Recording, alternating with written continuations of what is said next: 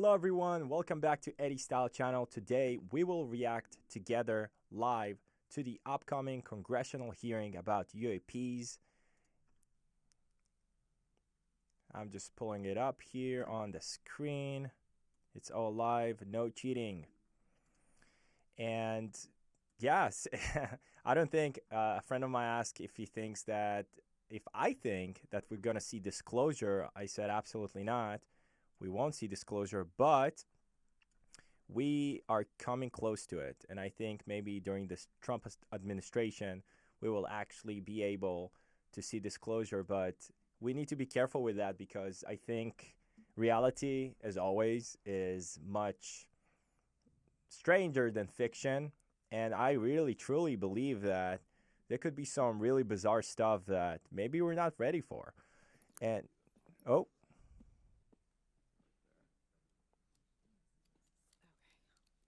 Okay, we're going live, baby. Good morning. Good morning. This joint hearing of the Subcommittee on Cybersecurity, Information Technology, and Government Innovation and the Subcommittee on National Security, the Border, and Foreign Affairs will come to order. Good morning and welcome, everyone. Without objection, the chair may declare a recess at any time. Objection. And I recognize myself for the purpose of making an opening statement right now. Good morning and welcome to today's historic hearing, which I'm co-chairing with Mr. Grothman. It is historic. Whose subcommittee held an important hearing on this topic last year. I want to thank my colleagues on the Oversight Committee, including Mr. Burchett, Mr. Burleson, Ms. Luna, Mr. Moskowitz, Mr. Garcia, for their relentless drive to get answers on UAPs. They've been steadfast in demanding transparency on the sightings reported by military pilots and armed forces. Their commitment to digging for the truth is exactly what this country needs to cut through the secrecy surrounding this issue. And many high-ranking individuals in the military and intelligence communities believe UAPs demand greater attention, and thus the purpose for this hearing today. Former National Security Advisor H.R. McMaster said on Bill Maher's program that, quote, there are phenomena that have been witnessed by multiple people that are just inexplicable by the science available to us. Army Colonel Carl Nell, a member of the federal government UAP task force, said at a conference this past May that non-human intelligence exists. Non-human intelligence has been interacting with humanity. This interaction is not new, and it's been ongoing, and there are unelected people in the government that are aware of that. Know it by heart. UAPs remain a controversial topic. I'm not going to name names, but there are certain individuals who didn't want this hearing to happen because they feared what might be disclosed. But we stood firm. Again, no amount of outside pressure would ever keep me from pursuing a subject to ground, come hell or high water. The gatekeepers might be heroes. I want to thank our witnesses for being villains. Here. We have before us a panel of individuals accomplished in the military, in civilian government, in science, and in journalism. Some of the testimony you will hear them deliver today does not reflect well on influential individuals and agencies within the U.S. federal government and perhaps some of our contractors. It's never easy to present such information publicly. So I appreciate our witnesses voluntarily agreeing to being here today. This hearing is intended to help Congress and the American people to learn the extent of the programs and activities our government has engaged in with respect to UAPs and what knowledge it has yielded. This includes, of course, any knowledge of extraterrestrial life or technology of non-human origin. If we're talking about this in Congress has not yielded any useful knowledge, we also need to know those facts. Taxpayers deserve to know how much has it been invested, how much has been spent. They shouldn't be kept in the dark to spare the Pentagon a little bit of embarrassment. The reality is, despite their enormous taxpayer-funded budgets, the transparency of the Defense Department and the intelligence community have long been abysmal. The Pentagon has failed 6 consecutive audits, and it's never actually passed one. Adding to this is a runaway overclassification of documents and materials, a reluctance to declassify materials when appropriate, and at times an outright refusal to share critical information with Congress. In short, It's not a track record that instills trust. So Congress has tried in recent years to lift the veil and find out if information about UAPs is being withheld, not only from the American public, but also from And their they're not elected able representatives to in get this Congress. information. Part of the transparency effort was legislation created in the Pentagon, the All-Domain Anomaly Resolution Office, or AARO, but the new office is struggling to get its footing. A recent statutorily required report from AARO intended to illuminate the government's historic assessment We've seen of your UAPs report, Arrow. was heavily criticized by those seeking UAP transparency. I mean, it's Project The Blue report Book has in stoked disguise. suspicions AARO is unable, or perhaps unwilling, to bring forward the truth about the government's activities concerning UAPs. I'm disturbed that AARO itself lacks transparency. Yeah. Even its budget is kept from the public. Come on, So guys. if there is no there, then why are we spending money on it, and by how much? Why the secrecy if it's really no big deal and there's nothing there? Why hide it from the American people? Because I'm not a mathematician, but I can tell you that doesn't add up. I expect some of our witnesses to share their views on that AARO report. We will also hear from the witnesses today allegations of UAP-related misinformation and disinformation by government officials of which they are personally aware and directly experienced. And we will hear testimony today concerning recent revelations about a purportedly secret UAP program whose existence and findings may have been improperly withheld from Congress. Probably. But before we get to the witnesses, we're going to have a few more opening statements from our colleagues. And one thing I wanted to add at the end of my closing statement is there is a document that will be entered into the congressional record today. Mr. Tim Burchett from Tennessee has this document, and we just distributed it to every member up here on the dais of this document. But this is going to be the original document from the Pentagon about Immaculate Constellation that Michael Shellenberger delivered to Congress today. We're actually going there. Thank you, Mr. Can't believe Shellenberger, for it. this information. We are With all force. reading it in real time now, and Mr. Burchett will enter it into the record. But It's so 12 different from pages the prior about congressional this hearing. unacknowledged They special look so much access more program confident that now, your the government congressmen says and women. does not exist. So Wow. with that, I would They seem acknowledge, to have my conviction. colleagues, Mr. Garcia. They've seen some I stuff. want to say, first of all, to Mr. Connolly, who cannot be here today, the ranking member on my subcommittee on cybersecurity, I want to say that I was greatly saddened to hear about the recent news of Mr. Connolly's cancer diagnosis, and I want to convey to him and to all of our colleagues, we wish our very best to you and a full and speedy recovery. And with that, I would acknowledge Mr. Garcia for 5 minutes. Thank you. Thank you very much, Chairwoman. I want to thank the Chairwoman and the Chairman both for their continued support and really treating this this discussion and these hearings in a way that's bipartisan. I think one thing that's very important for all of us that are interested in the conversation around UAPs is that this is an area that both Republicans and Democrats, where we may disagree in a lot of other spaces, this is an area where bipartisanship is really important. And in fact, I would add it's critical that we all continue to work together in a way that moves forward with the truth and important disclosure. So we're here to have a bipartisan and serious conversation, I believe, about our national security. We should always ground these conversations in facts, evidence, and the data in front of us. I want to note that we have our witnesses here, and I want to thank you all for being here, and note that also amongst you have folks that have also served us in our military. And I know that for many of you, this has been a difficult process, but I'm very grateful to have you with us today, and thank you for joining us. I also want to note that today's hearing builds on a quite, I think, also historic public hearing that we had We're going there. That Mr. Grothman and others helped lead in this very same hearing room, where I believe we began a really important public conversation about UAPs. And so I want to thank him for that, and I especially want to thank Chairwoman Mays for her continued advocacy on this topic. I also want to start with some facts.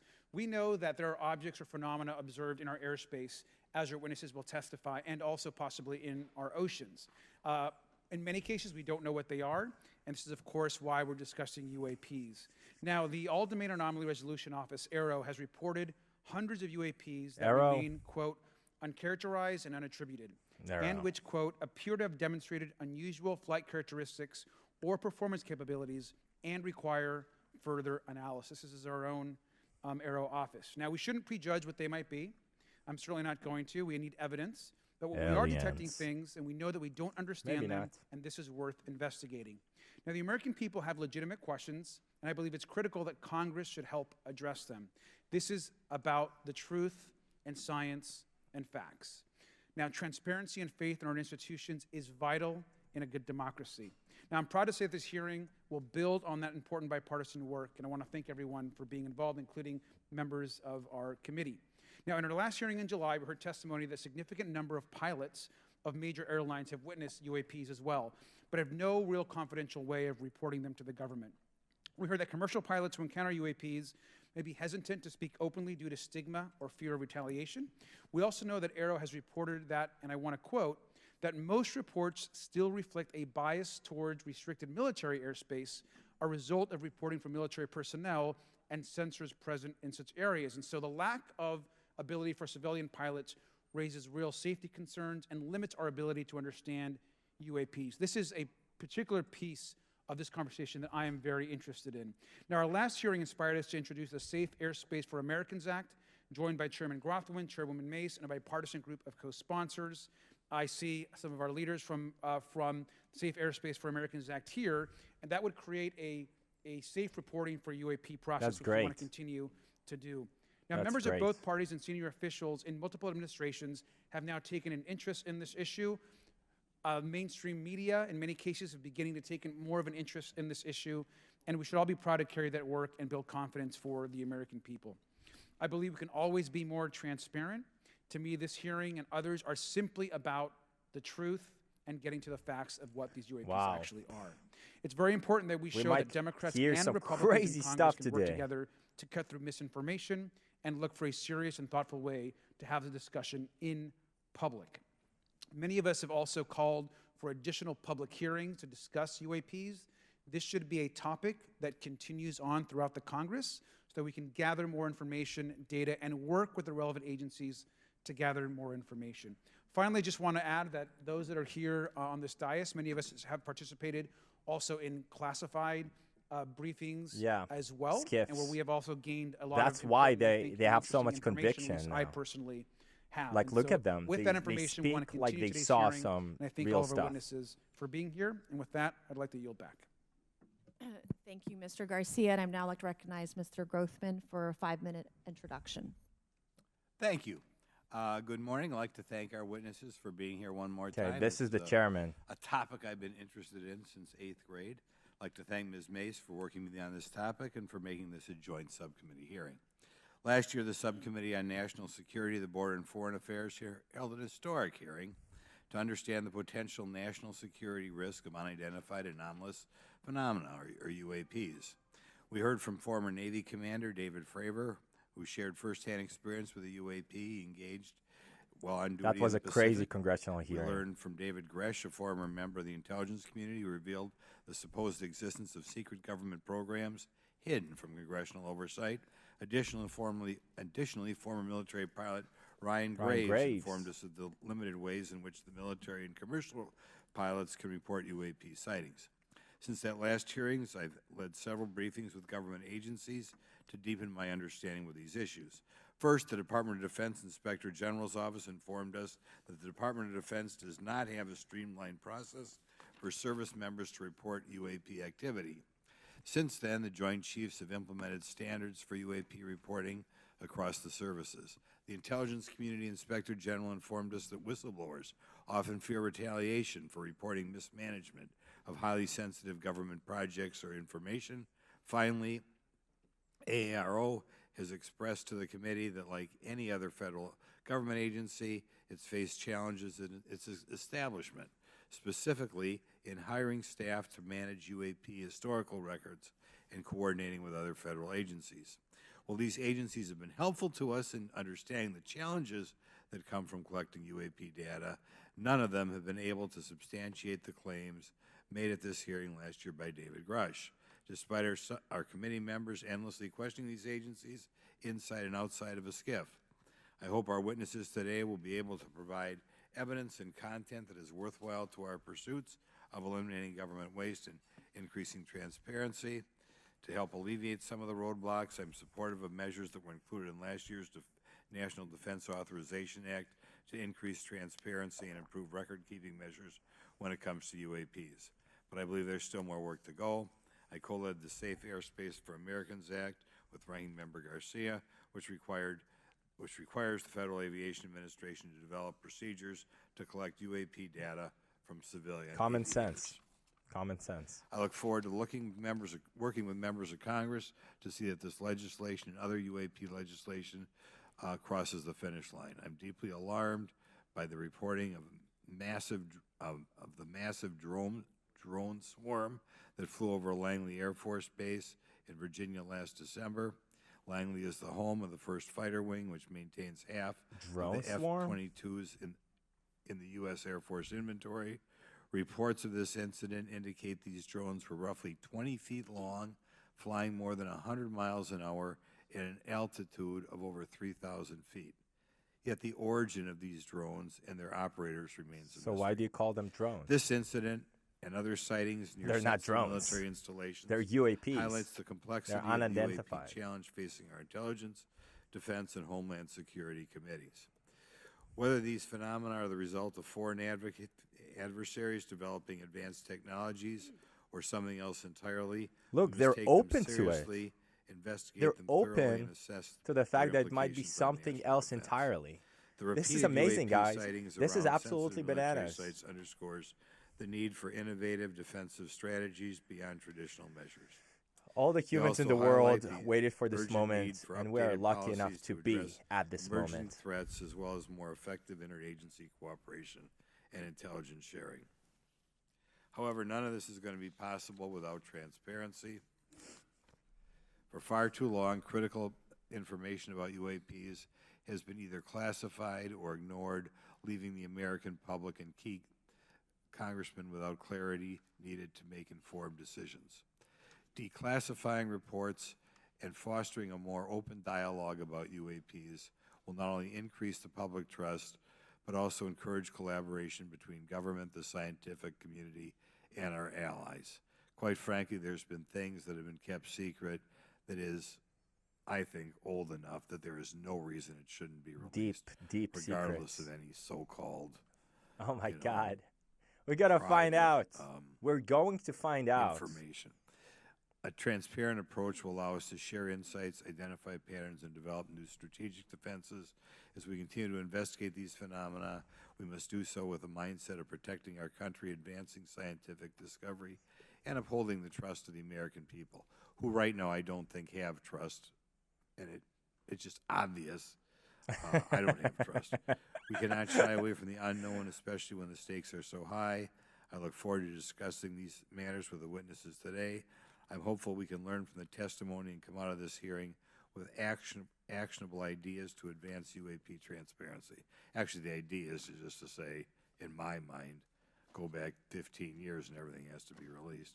I'm hopeful that we can learn from their testimony and come out of this hearing. 15 with that, I years? yield back. Thank you. I'll now recognize Mr. Moskowitz for a 5-minute introduction. Mr. Thank you, Moskowitz. Chairwoman. Good morning, everyone. I first want to thank the chairs and ranking members for holding the hearing today on this topic and, again, having a second hearing.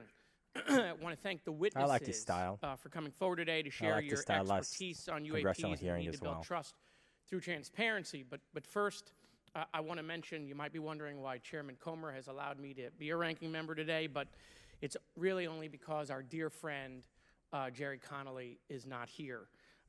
As Chairwoman Mace mentioned, he was diagnosed with esophageal cancer, and all of us on this committee know Jerry, and he's a fighter, and we're praying for him and hoping for his speedy recovery. So today's hearing marks this committee's second meeting dedicated to UAP transparency.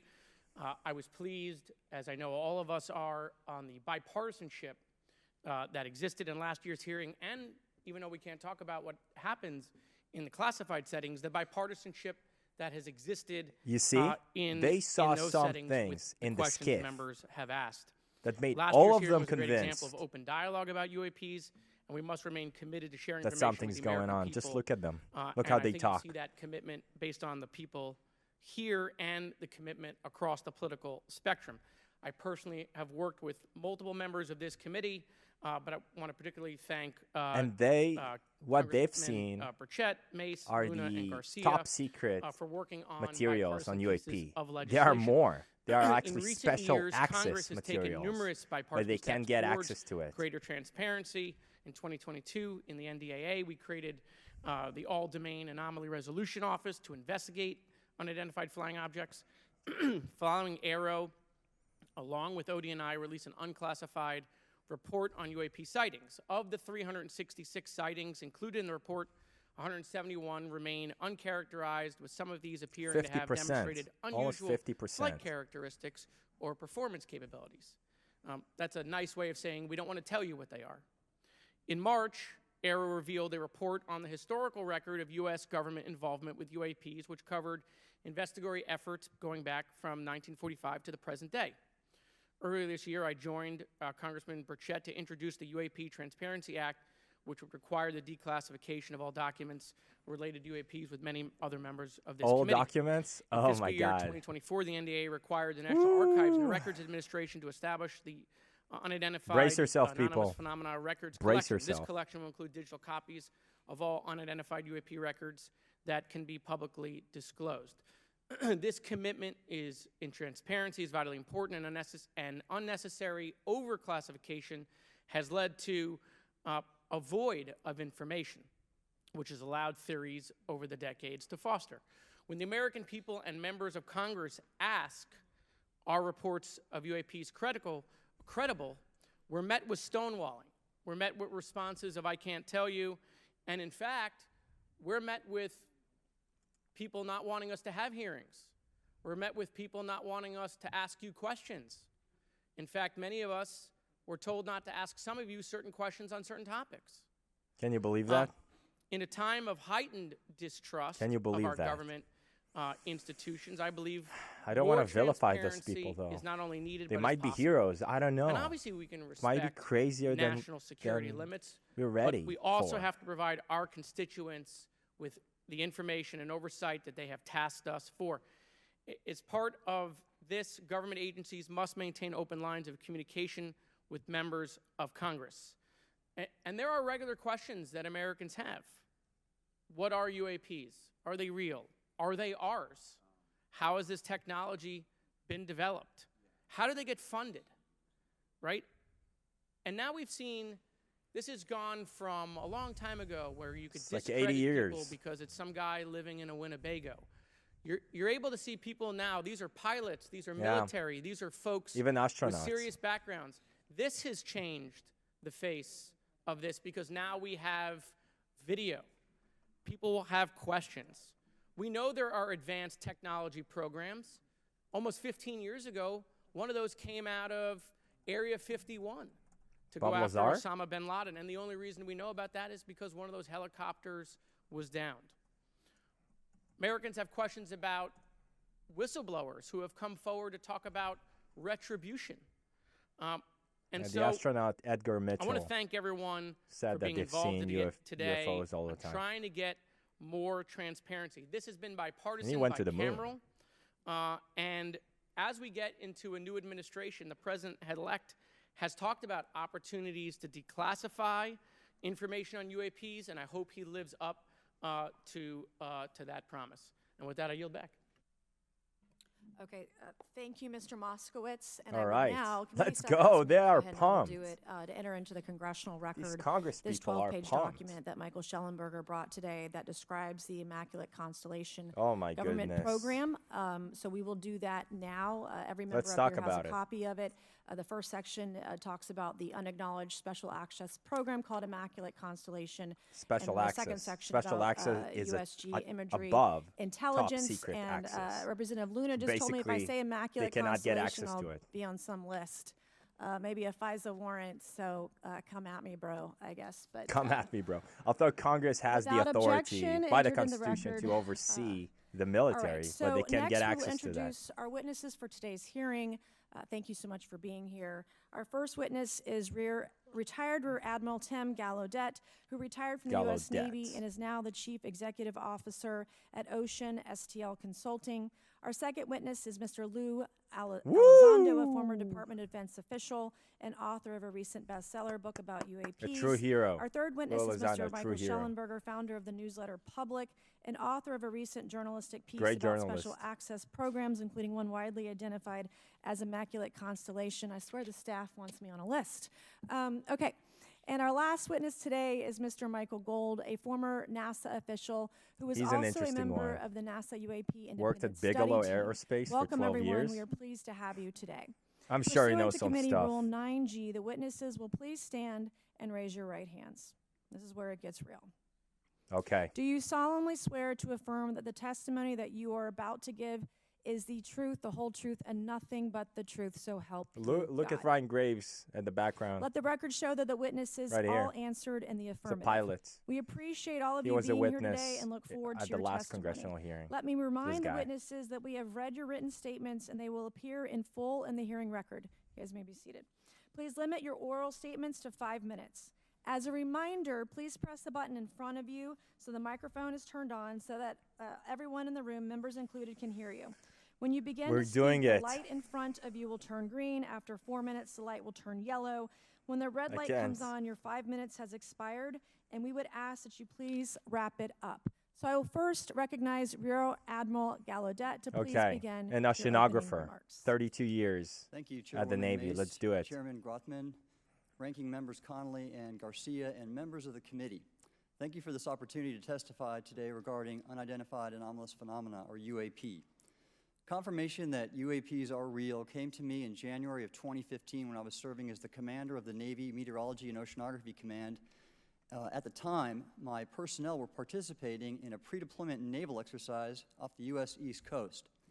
It included the USS Theodore Roosevelt Carrier Strike Group, and this exercise was overseen by the United States Fleet Forces Command, led by a 4-star admiral who at the time was also my superior officer. During this exercise, I received an email on Navy's secure network from the operations officer of U.S. Fleet Forces Command. The email was addressed to all the subordinate commanders, and the subject line read in all capital letters, "Urgent Safety of Flight Issue." The text of the email was brief but alarming, with words to the effect, "If any of you know what these are, tell me ASAP. We are having multiple near mid-air collisions, Whoa. and if we do not resolve this soon, we are going to have to shut down the exercise." Attached to the email is Near-air what is now known collisions. as the Go Fast video, captured on the forward-looking infrared sensor of one of the Navy F-A-18 aircraft participating in the exercise. The now declassified video showed an unidentified object exhibiting flight and structural characteristics unlike anything in our arsenal. The implication of the email was clear. The author was asking whether any of the recipients were aware of classified technology demonstrations that could explain these objects. Because the DoD policy is to rigorously deconflict such demonstrations with live exercises, I was confident this was not the case.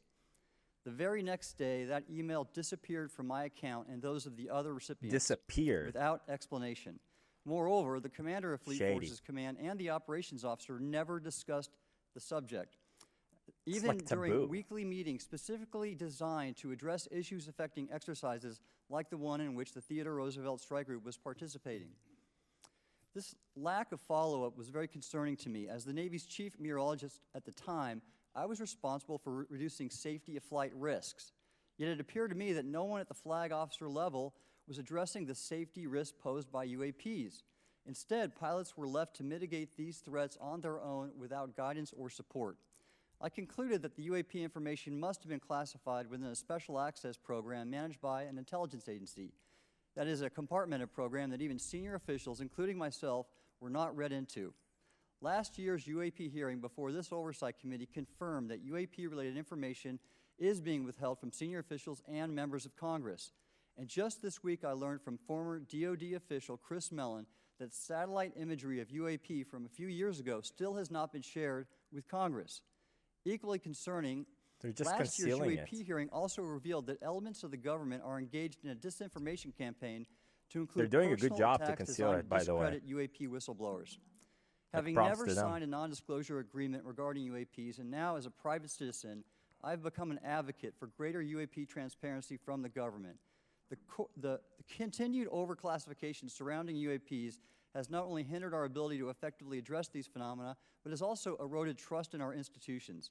While I applaud previous bipartisan legislation passed by Congress concerning UAPs, a more comprehensive approach is needed to address the broader implication of UAP on public safety and national security, as well as the socioeconomic opportunities that open UAP research could unlock. Okay, so he's talking Therefore, kind I of recommend Congress take the following action, big which I believe overview. will receive No, bipartisan support. First, establish robust oversight of the nothing executive special branch's as of right management of now. UAP information by directing key officials, beginning with the director of the DoD's All-Domain Anomaly Resolution Office, to provide comprehensive briefings on what the government knows about UAP and does not know. And by Two, nothing enact special, the I mean provisions of the UAP no Disclosure Act and UFOs establish a UAP underwater Records Review Board as of right to now. ensure independent oversight, transparency, and accountability in the government's handling of UAP information. And three, strengthen the UAP Disclosure Act and future reauthorizations with provisions that mandate a whole-of-government approach to addressing UAP. In closing, I will share my personal reasons for speaking out on this topic. First, as a former science agency leader, having led the National Oceanic and Atmospheric Administration, I've always sought the truth in human knowledge and thought. Now that we know UAP are interacting with humanity, and these include unidentified not that we submerged know. objects in the ocean, we should not turn a blind eye, but instead boldly face this new reality and learn from it. New reality. Additionally, at a time when leaders in government leave much to be desired, I feel obligated to show moral leadership on this issue of UAP disclosure by validating the credibility of the courageous men and women who have come out as witnesses and whistleblowers to expose the truth. My speaking out has encouraged others to do the same, and it's my hope over time that a number of your constituents will want to know the truth and about UAP, and this number will increase to such an extent that the congressional action I have just recommended will become inevitable. Thank you, and I look forward to your questions. Thank you. I will now recognize go. Mr. Elizondo for his opening New statement. reality. Okay, Greetings, this is the Chairwoman man, Mace, the myth, the Chairman legend. Rothman, Ranking Members Connolly and Garcia, and members of the committee. The guy. It is my honor and privilege to testify before you on the issue of unidentified anomalous phenomenon, formerly known as UFOs. On behalf of our brave men and women in uniform and across the intelligence community, as well as my fellow Americans who have awaited this day, thank you for your leadership on this important matter. Let me be clear. UAP are real. Oh my Advanced God. technologies not made by our government or any other government are monitoring sensitive military installations around the globe. Furthermore, the U.S. is in possession of UAP technologies, as are some of our adversaries. I believe we are in the midst of a multi-decade secretive arms race, one funded by misallocated taxpayer dollars and hidden from our elected representatives and oversight bodies. We have alien For technology. many years, I was entrusted with protecting some of our nation's most sensitive programs. In my last position, I managed a special access program on behalf of the White House and the National Security Council. As such, I appreciate the need to protect certain sensitive intelligence and military information. Elizondo had I consider my special oath access to clearance. protect secrets as sacred, and I will always put the safety of the American people first. With that said, I also understand the consequences of excessive secrecy and stovepiping. Nowhere was this more apparent than in the aftermath of 9/11, which many of us remember all too well. I believe that America's greatness depends on three elements. A watchful Congress, B, a responsive executive branch, and C, an informed public. Over the last decade and a half, I learned that certain UAP programs were and are operating without any of these elements. Although much of my government work on the UAP subject still remains classified, excessive secrecy has led to grave misdeeds against loyal civil servants, military personnel, and the public, all to hide the fact that we are not alone in the cosmos.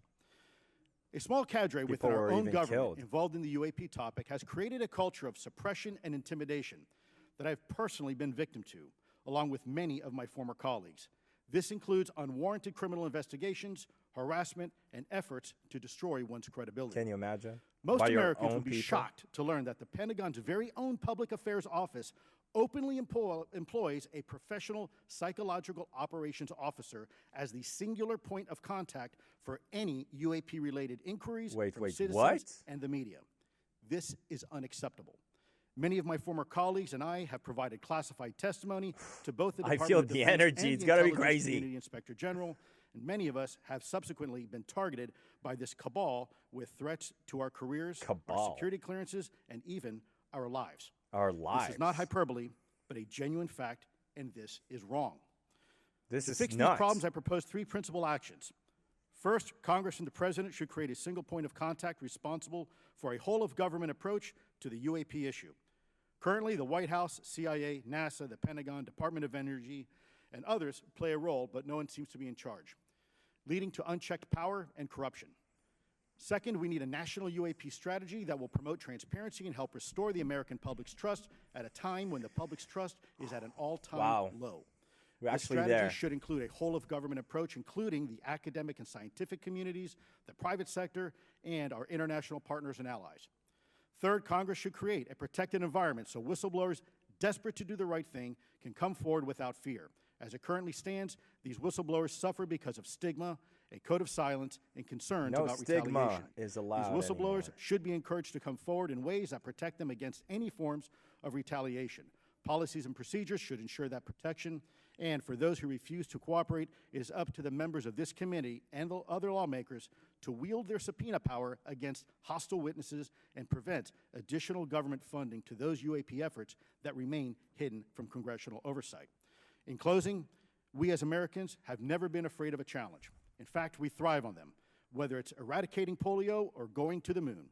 We don't run from a challenge, we take it head on. Oh my To the God. incoming That's why the administration and United Congress, States is I the say to best you, country in the we world. need immediate public transparency. And this hearing is an Americans, they important have step such a on that journey. spirit, If we such a approach the UAP strong topic in the same way as we, spirit.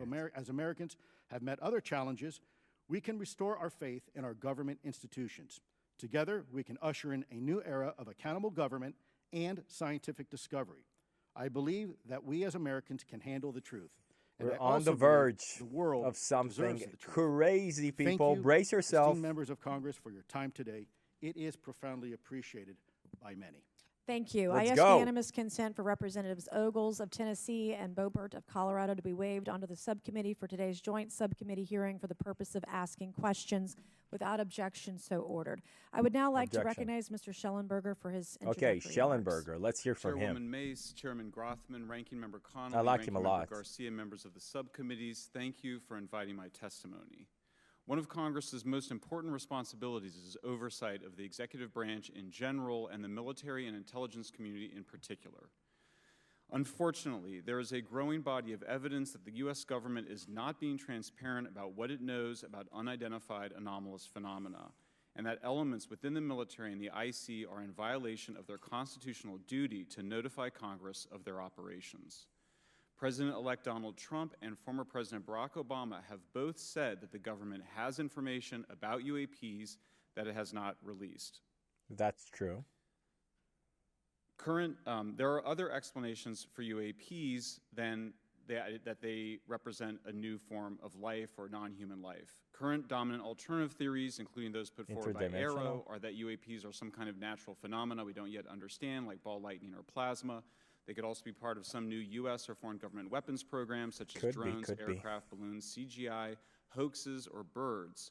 Whatever UAPs are, Congress must be informed, as must the people of the United States.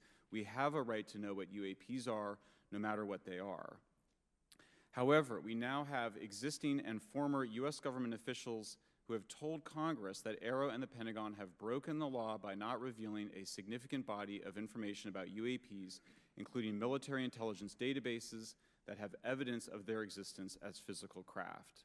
One of those individuals is a current or former U.S. government official acting as a UAP whistleblower. This person has written a report. This is the report that says the executive branch has been managing UAP, NHI issues without congressional knowledge, oversight, or NHI, non-human intelligence. For some time, quite possibly decades. Furthermore, these individuals have revealed the name of an active and highly secretive DoD unacknowledged special access program, or USAP.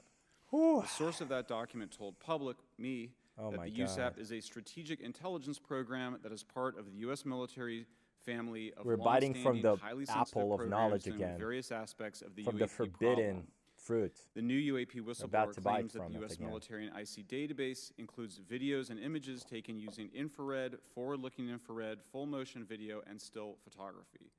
The report that was just shared with Congress says Immaculate Constellation serves as a central or parent USAP that consolidates observations of UAPs by both tasked and untasked collection platforms. Immaculate Constellation includes high-quality imagery intelligence and measurement and signature intelligence of UAPs, the whistleblower's report adds.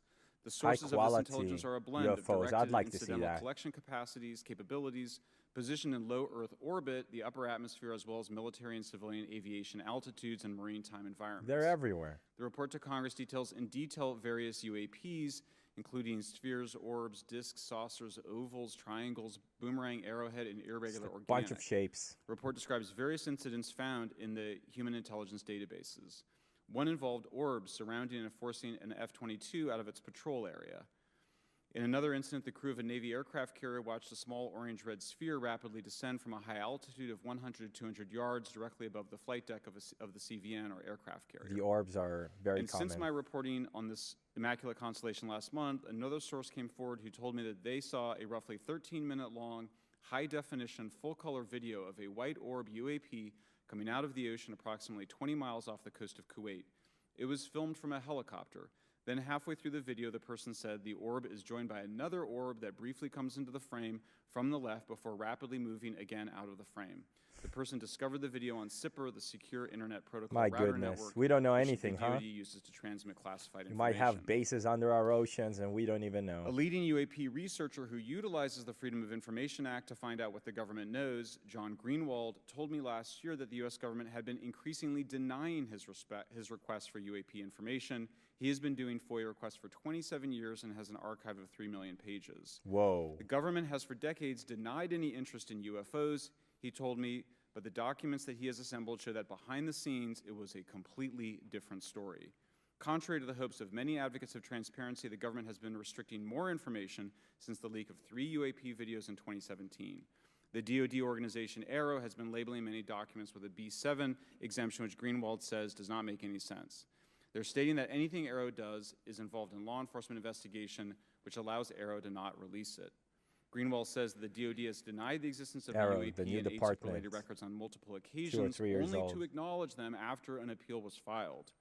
He added that the Naval Air Systems Command in March 2022 stated they found no additional UAP videos.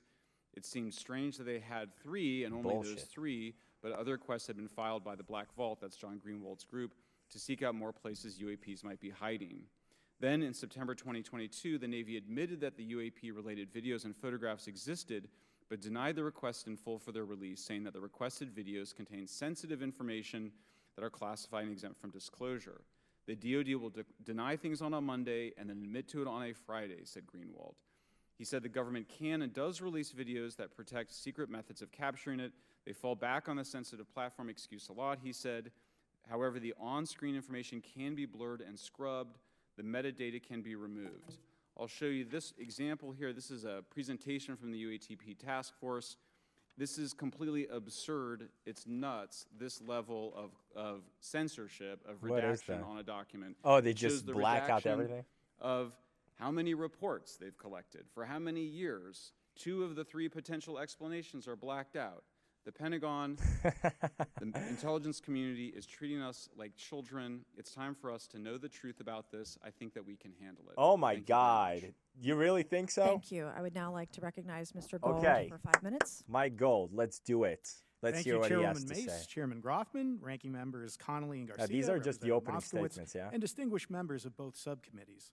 I'm grateful to all of you, as well as your intrepid staff, for the opportunity to testify, and would like to begin by discussing courage. Courage Okay. is what it takes to tackle this topic, and courage in the face of adversity is what I see in front of me, beside me, Yeah. and behind me. Yeah, yeah. Per my introduction, I am currently the Chief Growth Officer at Redwire Space and have had several leadership positions at NASA. And That being Bigelow. said, I want to be clear that I am speaking exclusively on my own behalf and not for Redwire, NASA, or any other organization. Talk about However, Bigelow. I am here today to speak out for science. Let's go. Science requires data, which should be collected without bias or prejudice. Yet, whenever the topic of UAP arises, those who wish to Everybody's like, explore the "Oh, oh." phenomena are often confronted with resistance and ridicule. For example, Cowards. members of the NASA UAP independent study team, particularly those in academia, were mocked and even threatened for simply having the temerity to engage in the study of UAP. Yeah. Our best tool for unlocking the mystery of UAP is science, But we cannot conduct a proper inquiry if the stigma is so overwhelming that just crazy daring that to be part of a stigma- NASA research team Stigma elicits alone. such a Sorry, vitriolic response. let's listen. Therefore, one of the most important actions that can be taken relative to exposing the truth of UAP is to combat the stigma. Stigma. And this is where I It believe doesn't have that to be NASA illegal. can be It's enough for eminently you helpful. to The NASA cast brand enough is synonymous stigma on a with subject, hope, optimism, and nobody's going to talk credibility. about it. If you were to take That's a walk down very the National Mall, interesting you would in immediately terms of see the NASA sociology. logo on T-shirts, hats, and bumper stickers. Few federal agencies enjoy this kind of popularity. I've never seen anyone wearing an Office of Personnel Management T-shirt, which is why NASA could play such an influential role. Yeah, Specifically, NASA- NASA could, with relatively little cost and effort, host symposia on UAP, or even just participate in existing panels. Apparently, they examining have the a topic. lot of NASA personnel evidence. stepping forward and participating in such discussions would make a powerful statement to the scientific community that UAP should be taken seriously Absolutely. and researched accordingly. In regard to research, NASA has vast archives, much of which may contain important UAP data. Again, for relatively little cost and effort, NASA could create an AI or ML algorithm that Edgar could search Mitchell the said agency's they've archives seen for anomalous aliens on the phenomena. moon. I suspect that such an effort would not only result in information It's that will crazy, help I us know, to but understand UAP, he's an it astronaut. could result in data that will assist in other areas of scientific inquiry, such as anomalous weather or meteorite activity. Beyond its existing archives, NASA could act as a clearinghouse for civilian and commercial UAP data. During my work on the UAP Independent Study Team, it quickly became evident that there is no clear or well-publicized process for civilian pilots to report UAP sightings. The stigma associated with UAP hampers the number of pilots that would report such phenomena, but even for those who overcome the stigma, I believe the current FAA guidance is largely unknown and poorly understood.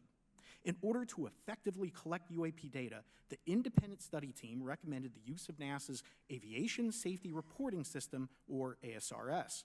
This system, which is administered by NASA and funded by the FAA, provides a confidential means for the reporting of safety violations in a voluntary and non-punitive manner. Over 47 Common years, sense, ASRS again. has collected nearly 2 million reports. ASRS is the perfect tool to collect UAP data, which could then be collated by NASA and shared with the public at large. Leveraging ASRS could create a treasure trove of UAP data, potentially hundreds of thousands of reports, supporting this hearing's goal of exposing the truth. And I'm grateful looks to our pumped. two co-chairs and They're- other members they who have all already look incorporated pumped. this idea into proposed legislation. They all know. At this hearing, and as others have demonstrated, the UAP issue is justifiably dominated by national security and defense. This should be the However, biggest I would story in the urge world. the subcommittees to keep in mind I don't know in how it- numerous ways how it's that not. NASA and the FAA, as well as commercial activities in the air, in space, and in the water, can generate a massive amount of invaluable data on anomalous phenomena. I cannot help but be excited by the potential for such an endeavor, since scientific discovery Of course. is driven by anomalies. Of It's course. the existence and study of anomalies that led to the theory of relativity, Of quantum everything. mechanics, and nearly all of humanity's scientific breakthroughs. Everything. This is why the study of UAPs should be embraced, since whatever is occurring, the chance to garner new knowledge should never be ignored. But this We is must be such thorough a in collecting forbidden information, knowledge almost. fearless in making conclusions, and open to following the data, no matter how mundane the or forbidden fruit. extraordinary the results may be. It's I too began this much. testimony by praising the Joint Subcommittee members for their courage, and I will end by echoing that sentiment. As the saying goes, the truth is out there. We just need to be bold enough and brave enough. Oh my to God, face it. let's go. Thank you. Thank you. Let's Thank go. you all. I will now recognize myself for Okay, 5 minutes of the questioning. questioning. Let's I have a go. lot of questions, and I have a lot of witnesses. Let's so I would do just it. ask if it's yes or no to please just tell me yes or no. If it requires more than that, be very succinct, because I would like to go down the line and ask as many questions as possible. wish we so had like a for the 5-hour Admiral this morning hearing. first. Okay. Former DoD official Chris Mellon reached out to you about satellite imagery from 2017 that depicts a UAP. What were the dates in 2017 when this occurred? I can't share with you the details, ma'am, but I can do it in a closed setting, and I can also tell you the agency that wrote a report on it. Okay, so who has the imagery? I can tell you that in a closed setting. How do they remember can you describe what what was they can and depicted in cannot the disclose? satellite imagery? Just a description. It was a UAP, ma'am. That's it? No other description? The the term that the analysts used, they called it the button. It was a disc-shaped object. The button. Okay, where was it? I can't tell you that, ma'am. Okay. All right. Okay, Mr. Elizondo, you stated in your testimony that, quote, advanced technologies not by our government Let's do it. or any other government are monitoring sensitive Now, military again, they cannot installations around the disclose globe, nearly end anything. quote. If these technologies are not made by any government, take that into who's account. making them? Private companies, or are you implying they are crafted by a non-human intelligence? Well, ma'am, that's precisely why we're here. The problem is that, temporally speaking, over decades, not just the last 10 years, to put this in perspective, when Are these private companies you're implying, or is this non-human intelligence? it may be both. Okay. When it comes to Blue Force Technologies, I would not be able to discuss that, Okay. ma'am, Are you read into secret UAP crash retrieval programs? Yes. we would have to have a conversation in a closed session, He ma'am. can't, he I can't. signed documentation He can't 3 years say. ago that restricts my ability to discuss specifically crash retrievals. I submitted for my book through the DOPSR process, which took a year for it to be reviewed. I read the book. And what is Great in the book is what I was told I'm allowed to talk about. Has the government conducted secret UAP crash retrieval programs? He Yes or no? can't say. Yes, Okay. Were they Okay. designed to identify and reverse engineer alien craft? Yes or no? yes. Does the U.S. government have any reverse? Okay, we already answered that question about retrieval programs. Do any U.S. contractors have the same? I would prefer to address that in a closed session, ma'am. Bigelow. Okay. In your book, you mentioned government Lockheed employees Martin. who've been injured by UAPs, placed on leave, and receiving government compensation for their injuries. Is that correct? That is correct. How can the government deny we have recovered craft if they're paying people because they've been injured by recovered craft? Just plug Ma'am, in a that's a different great reason. question. That's why I think we're here again, because I've seen the documentation by the U.S. government for several of these individuals who have sustained injuries as a result of a UAP incident. Wow. It's a crazy idea, right? The hypocrisy and the logic. Okay, Mr. Schellenberger, I'm going to say it again I think to be very Schellenberger clear. can tell that a bit Immaculate more. Constellation. But I don't know. Let's What's see. its mission and how are they funded? Its mission is to, as I stated, its mission is to, it's an unacknowledged special access program. Its mission is to document UAPs. Okay, and do you, for your story and your report, do you have more than one credible source? I do. Sourcing, okay. I do. And then why do you believe your sources to be credible? How do Good you judge the question. veracity of the documentation you've been provided about this program? I checked the sources, and they are who they say they are. They are current or former government officials. I wanted to also add that I did not specify that they were Defense Department employees. I didn't specify the agency nor the gender. Would they have included non-government employees, people that aren't employed by the government? These are, I'm comfortable saying that these are government or previously government employees. Okay. Any of them currently employed by a private contractor or private contractors? I'd rather not say. Okay. So he's trying to protect his What's sources. the key takeaway? Just a few seconds about the Immaculate Constellation document you I provided feel like us we're today. rushing through it, I think and I that wish what we the had more American people time. need to know is that the U.S. military and intelligence community are sitting on a huge amount of visual and other information, still photos, video photos, other sensor I want to see an alien information, body. and they have for a very long time, and it's not those fuzzy photos and videos that we've I been want to given. see a Those live very alien. clear Can you High imagine? res. high resolution. How many visuals, graphics, videos, photos? I mean, I've She been wants told to hundreds, know the you specifics. know, maybe thousands. I mean, I also wanted to say, because there was some conversation around concern around the revealing of these materials, revealing the source collections, but some of these are shot from helicopters using normal videos of oceans. I just think that's absurd that somehow you're going to be revealing some secret U.S. technology by revealing that you've photographed orbs off the coast of Kuwait. Okay, thank you. I have 8 seconds. Mr. Gold, 8 seconds? the NASA Independent What do you Study Team mean? get briefed on what you call OSAP? Very quickly. Oh, I flagged the Advanced Aerospace Weapon System Certification Program to our chair and our We need DFO. more We time. did not get briefed. But I believe it is definitely worth looking into. That was probably the largest UAP review effort ever, and I think Okay. produced a lot of interest data, including revealing Nimitz. I don't know if my fellow witness, Lou, might want to, he did yeoman's work on it, might want to comment. Okay.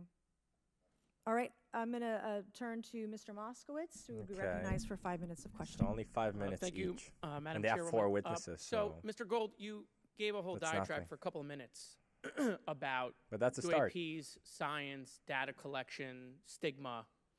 A lot of non-believers in all of this would just ask a very simple question. Why? Why is it so hard, right? Like, why are people, anytime they ask, why are they always thwarted? Why are they always judged? Why is they always That's a have great misinformation question. spread? Why is there always retribution? Why is it always met with an ear? What's the why? If it doesn't exist, why is it such a problem? I think if you go through the history of science, Representative, it is always difficult for breakthroughs in Yeah. new information, regardless of whether it's UAP or any other kind of discovery. That's true. And in science, we're supposed to be open, but when you break with the orthodoxy of what's believed, Yeah. whether it's Galileo saying Galileo, that the Earth or doesn't the rotate, or oceans, the the Earth fact that rotates there's around the life sun, or the beneath sun a doesn't certain rotate around the Earth. depth. It's always challenging for new beliefs. And the more extraordinary those discoveries, the more extraordinary those new beliefs, it's very difficult. Absolutely. So Theory I of think this is evolution. natural. There's natural conservatism that when it comes to science, but this issue in particular has been very difficult where, again, even to attempt to study it becomes problematic. But every hearing like this, every news report, every video, documentaries. I was privileged to be a part of something Dan Fair is putting together. I think many of us have interviewed for it, documentary over 30 different government officials. Every brick in the wall will help get us closer to getting to the truth. I appreciate that. Mr. Elizondo, did I have that correct? Sir. I'm going to put I'm a recovering lawyer, so I'm going to put my hat on for a second. A recovering You signed lawyer. a document. Love that. Who gave You that to signed you? a The document. U.S. government, sir. Okay, you have a copy of it? It is stored in a SCIF right now. I do not have possession of it. The U.S. government does. What department of the U.S. government gave you this document? I will say the Department of Defense. Unfortunately, I can't say in this forum much more than that. You specifically said the document said you can't talk about crash retrieval. What is all of Well, you know, those you can't things talk he about Fight has Club if on there's his no Fight hands? Club. Correct. Okay, I'm just making an observation. Yes, sir. So that document that you signed, that you said exists, specifically said you can't talk about crash retrieval. Correct, sir. It was a limitation on what because already I'd been speaking publicly about the topic, and so the document said you can continue saying X, Y, Z, but you cannot discuss the topic. When of you crash give retrievals. me the Oh, my atmosphere goodness. of signing this document. You're in a room by yourself, I'm in a SCIF with a security officer, sir. just one-on-one. Anybody else? There may have been an assistant as well. It was in a SCIF within a Department of Defense facility. Give me your background real quick. My background is I went to school to study microbiology and immunology, entered into the U.S. Army, and after a very short quite a stint background. in military intelligence, I became a counterintelligence special agent. As a civilian, later on I became a special agent in charge, running investigations in counterterrorism and counterespionage primarily, with some experience in counterinsurgency and counternarcotics. And then in 2009 timeframe, when I came back to the Pentagon after a tour with the Director of National Intelligence, I quickly became part of a program that was originally called OSAP that evolved into the program now called ATIP, which is where those videos that we now see, the Go Fast, the Gimbal, the FLIR, that was part of our effort, sir.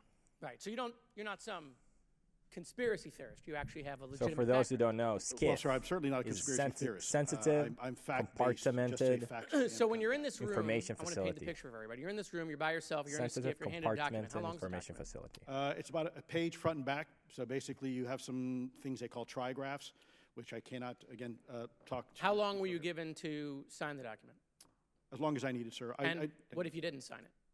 Well, I suspect there'd be repercussions. I wouldn't have access to certain information. Were you allowed to ask a lawyer, or weren't allowed to ask for a lawyer to review the document? It was an option, but they probably wouldn't have allowed me to, because the document itself is pretty explicit about you have to be. Wait, you're putting me in an interest. Let me try to thread the needle here. There are certain documents that we have in the U.S. government that allow people to have access to certain programs, whether it's a special, and I'm going to be very generic here, whether it's a special access program or a controlled access program, SAP, CAP, whatnot. How many people have to sign that document? It depends how many people are going to get access to the information, sir. Okay. Last question. Doctor, real I quick, wish we had can you more time. tell us about the Omaha incident in greater detail? I've read your background, right? Some people would label you as a member of the deep state, since you worked in government for a long period of time. But can you tell us more about that incident? You've written a lot about that. I wrote a lot about incidents like it, Congressman, but that specific incident involved the USS Omaha, Littoral littoral combat ship of the U.S. Navy operating off Southern California. I don't remember the exact date. It was within the last decade. And what the watchstanders on the bridge observed was a UAP, again, something that was aloft but had no observable exhaust or control surfaces. So it was something that couldn't be explained. And then they saw it enter the water from the atmosphere and going through the air-sea interface, and so thus exhibiting trans-medium travel. Thank you. I yield back. Thank you. I'll now recognize Mr. Okay. Grothman for 5 minutes of questioning. Yeah, we'll start with Mr. Gallaudet.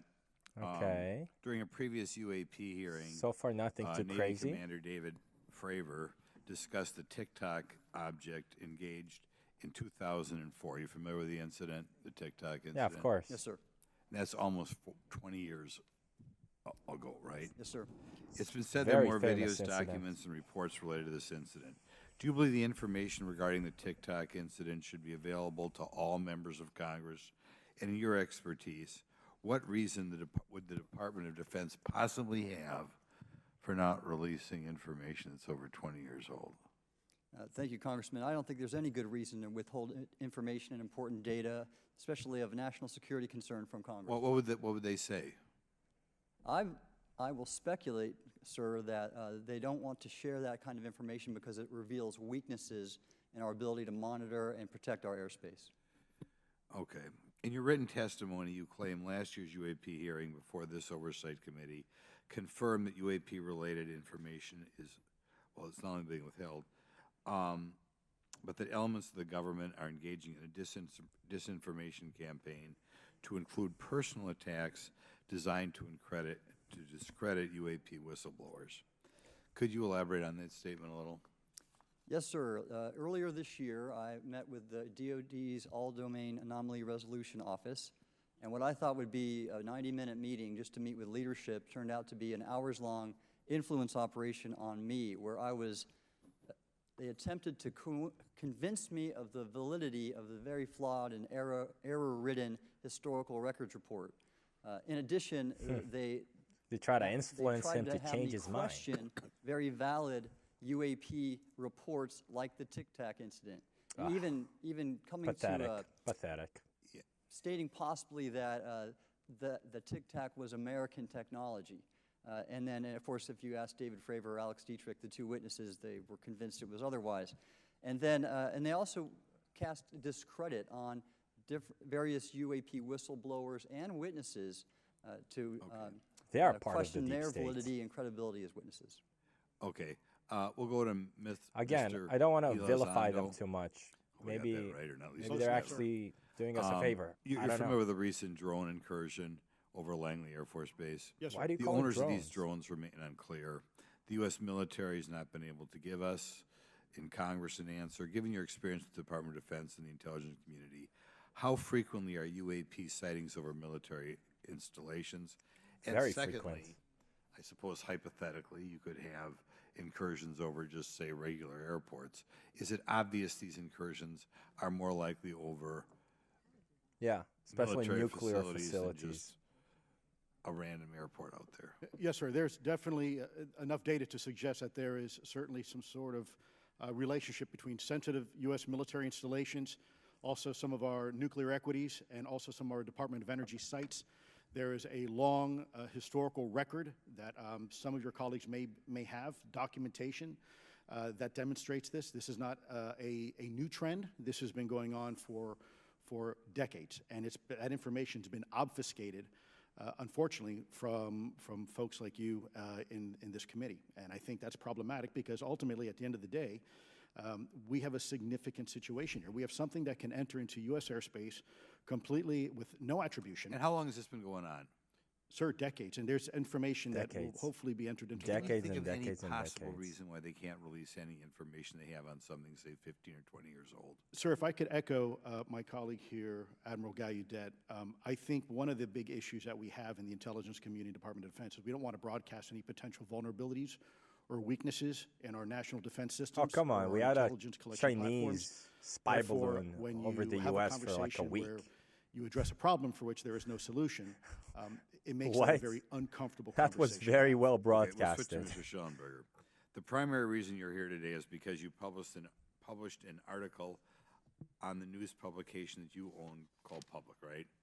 Alleging that a new unnamed government whistleblower has come forward asserting that's that a Michael highly Shellenberger? classified program exists dedicated to recovery and reverse engineering of UAP technologies.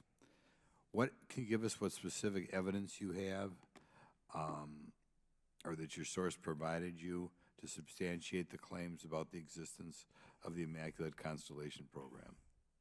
Well, you have the report in front of you now, so you can see it for yourself. I checked the report, and I did not find it based on existing cases. It was new cases for me. I hadn't found anybody, so that answered for me that it was not obviously circular reporting, which is one of the big concerns in this space. I also had the name of the program confirmed by more than one additional source. So yeah, and then of course I checked to make sure that the source was who they claimed to be. Okay. I should also say that when I said before it was this database, it is a much broader program than that. It also includes human intelligence, and then, as you mentioned, the retrieval and the reversal. Any knowledge of what country these things originated in? No, I have no idea. Okay. Okay, I will now recognize Mr. Burchett for 5 minutes of questions. Okay, Burchett. Thank you, Chair Lady. Our request Okay, is consent I'm to excited enter now. the record documents He's one of the provided most to us regarding legacy UAP forthcoming programs and congressman psychological about this topic. operations. Lou Elizondo. So ordered. I also want to thank my buddy Jeremy Corbell for providing us documents and Jeremy access Corbell, to some he's- whistleblowers. He's behind. Mr. Elizondo, what is your last position with the federal government? Sir, I was the Director of National ATIP. Program Special Management Staff, managing a White House Special Access Program on behalf of the National Security Council. How would you characterize UAPs? An enigma, sir, and a frustration. We're talking about technologies that can outperform anything we have in our inventory. And if this was an adversarial technology, this would be an intelligence failure eclipsing that of 9/11 by an order of magnitude. Wow. Are there classified Department of Defense materials related to UAPs that you believe could be safely disclosed to the public without compromising national security? Yes, sir, I do. I would never, ever try to endorse providing some sort of information that could compromise what we call a blue force technology or capability. But I do believe there's a lot of information regarding this topic, and I've been very vocal about it, that should be shared not only with the public, but most importantly, with members of Congress. Are you familiar with my friend David Grush? Absolutely, sir. I had the privilege and honor of working with him myself several years ago at U.S. Space Force. Last year, as you know, he testified that the U.S. has run a multi-decade UAP crash retrieval and reverse engineering program. Would you agree with that? Yes, sir. Are there UAP programs operating without proper congressional oversight? Oh, come on. 100%. Of course. But he has to What get are it out on the record. Unfortunately, sir, I would have to have that conversation in a closed session. I know you said that. And a lot of people are frustrated with those kind of answers, but we're asking those kind of questions so you all know what the heck we're up against. You also mentioned in your opening statement that the Pentagon's Public Affairs Office employs a psychological operations officer as a singular point Psychological of contact for operations? UAP-related inquiries. Why the heck would they do that? Sir, that's a great question. I would ask the Pentagon. There's a long history here of that individual providing misleading and false information to the public through various news outlets and media outlets in order to discredit this topic. I've personally been victim to it. We have the documentation to substantiate where this information has been absolutely inaccurate, that has been provided time and time again, and it turns out that that individual was also working with former leadership of Aero at the time as well. And we punish them by Shonkin giving them Patrick. multi-million dollars more than they ask for every year. Admiral Gallaudet, you mentioned in your opening statement on an email you received from the operations officer of the Fleet Forces Command regarding unknown objects almost colliding with U.S. military planes. Did anyone respond with knowledge of what the objects were? I received no response, sir. Did the exercise get canceled? The exercise did not get canceled. Why do you think the commander of Fleet Forces operations officer never discussed the incident again? Sir, I'm speculating because I didn't have an exchange with him, but I believed it to be part of a special access program, the information and the video, which we have known now it was, and he realized he couldn't share that openly with the recipients of the email, and therefore the email was pulled from everybody's account. Again, tell us what happened to the email from the commander of Fleet Forces. The day after I received it, and all the other recipients received it, which were all the subordinate commanders of U.S. Fleet Forces, so 1- and 2-star admirals, including strike group commanders, the email was wiped or deleted from our accounts, Okay. and then no one talked about it. All right. Have you Just specifically delete had it, any and that's in silence. experience with submersible objects? Okay. Sir, I've no personal experience, but I've had witnesses on submarines come to me and say they've seen on sonar data. Correct. Okay. Yeah, how would USOs. how would you characterize those, and how do they move? The one instance that was revealed to me was in the 80s on a nuclear-powered submarine, a ballistic missile submarine, that the object exhibited the characteristics of a Russian torpedo in terms of its speed of movement and closing rate with the submarine, and then it slowed and followed the submarine slowly in its wake. That's for scary. A period of minutes, and then rapidly exited the scene. Can you imagine Nothing being in a that we know submarine, of and technology-wise could being replicate followed that. by The speed of an these unknown objects technology, was faster very than scary. anything that we have or anybody else has that would be manned. Is that correct? Yeah, it was on the order Underwater. of a torpedo. So Yes, sir. Yes, sir. But as it exited, Well, I don't characterize- exactly know how fast a torpedo is, but I expect it does better than my old outboard Scott Atwater, so I'll take that as a yes. Yes, sir. Okay. Have you experienced any experience with the All-Domain Anomaly Resolution Office, ARROW? Yes, Congressman, as I mentioned previously, I have met with them. Okay. Why do You we heard even Mr. keep talking Elizondo about describe ARROW? psychological operations for those contacting the Department not of Defense honest. about UAPs. You mentioned a similar influence operation by ARROW. Why are federal agencies invested in running information operations about UAPs if they do not exist? Yes, sir. But I'll make a statement on ARROW's behalf. They have new leadership. The office Yeah. has reached out to me to meet again, and I've heard that I the take new that as leadership a good is, faith is effort, good. and we'll see where that goes. Thank you, Chair Lady. I've run over. Thank you. Thank you, Mr. Tennessee. I would now like to recognize Mr. Higgins. Should have more time. You're the king of Tennessee. Mr. Higgins, you're recognized for 5 minutes of questions. Thank you, Madam Chair. Mr. Elizondo, Mr. Shellenberger notes in the report that we've been given for this hearing. I believe, Mr. Shellenberger, let me shift you, the author of this report. I'm sorry, sir, I'm not the author of. Mr. Shellenberger, were you the author of this report? No, I There's was no not. name on it. No, Do you know the author? I do. You do. And how would you estimate that madam or gentleman, the author? The person is a current or former U.S. government employee. So Higgins is a It states representative here from that Louisiana. This is the public version of the author's report. Yes. So where might one find the non-public version of the author's report? I don't know the answer to that. Would that be with the Department of Defense? I don't know. But you do know the author. I do. You know what the author's sources were? The author's sources are described in the report. These databases, the Immaculate Constellation. Right, but book. you expressed some confidence in the sources I would. earlier in I do. testimony.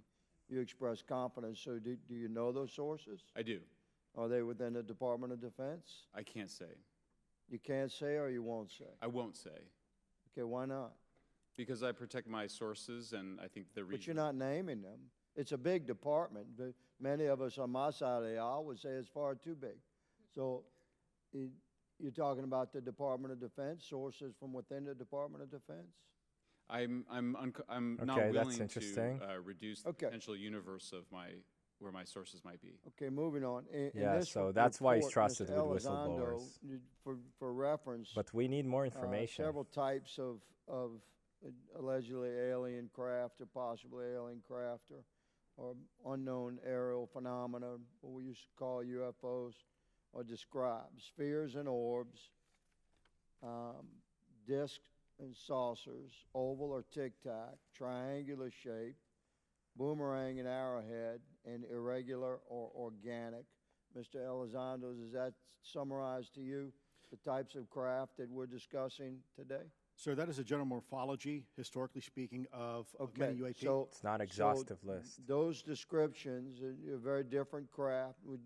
Is it your Is it your assessment that they would come of different origins? It's possible, but it's also could be in sense a matter of utility. And let me just state for the record, I never read the report that, or the article that Mr. Shellenberger put out. The reason That's is, a good point. We're just referencing it yes, sir. for descriptive purposes for the American people.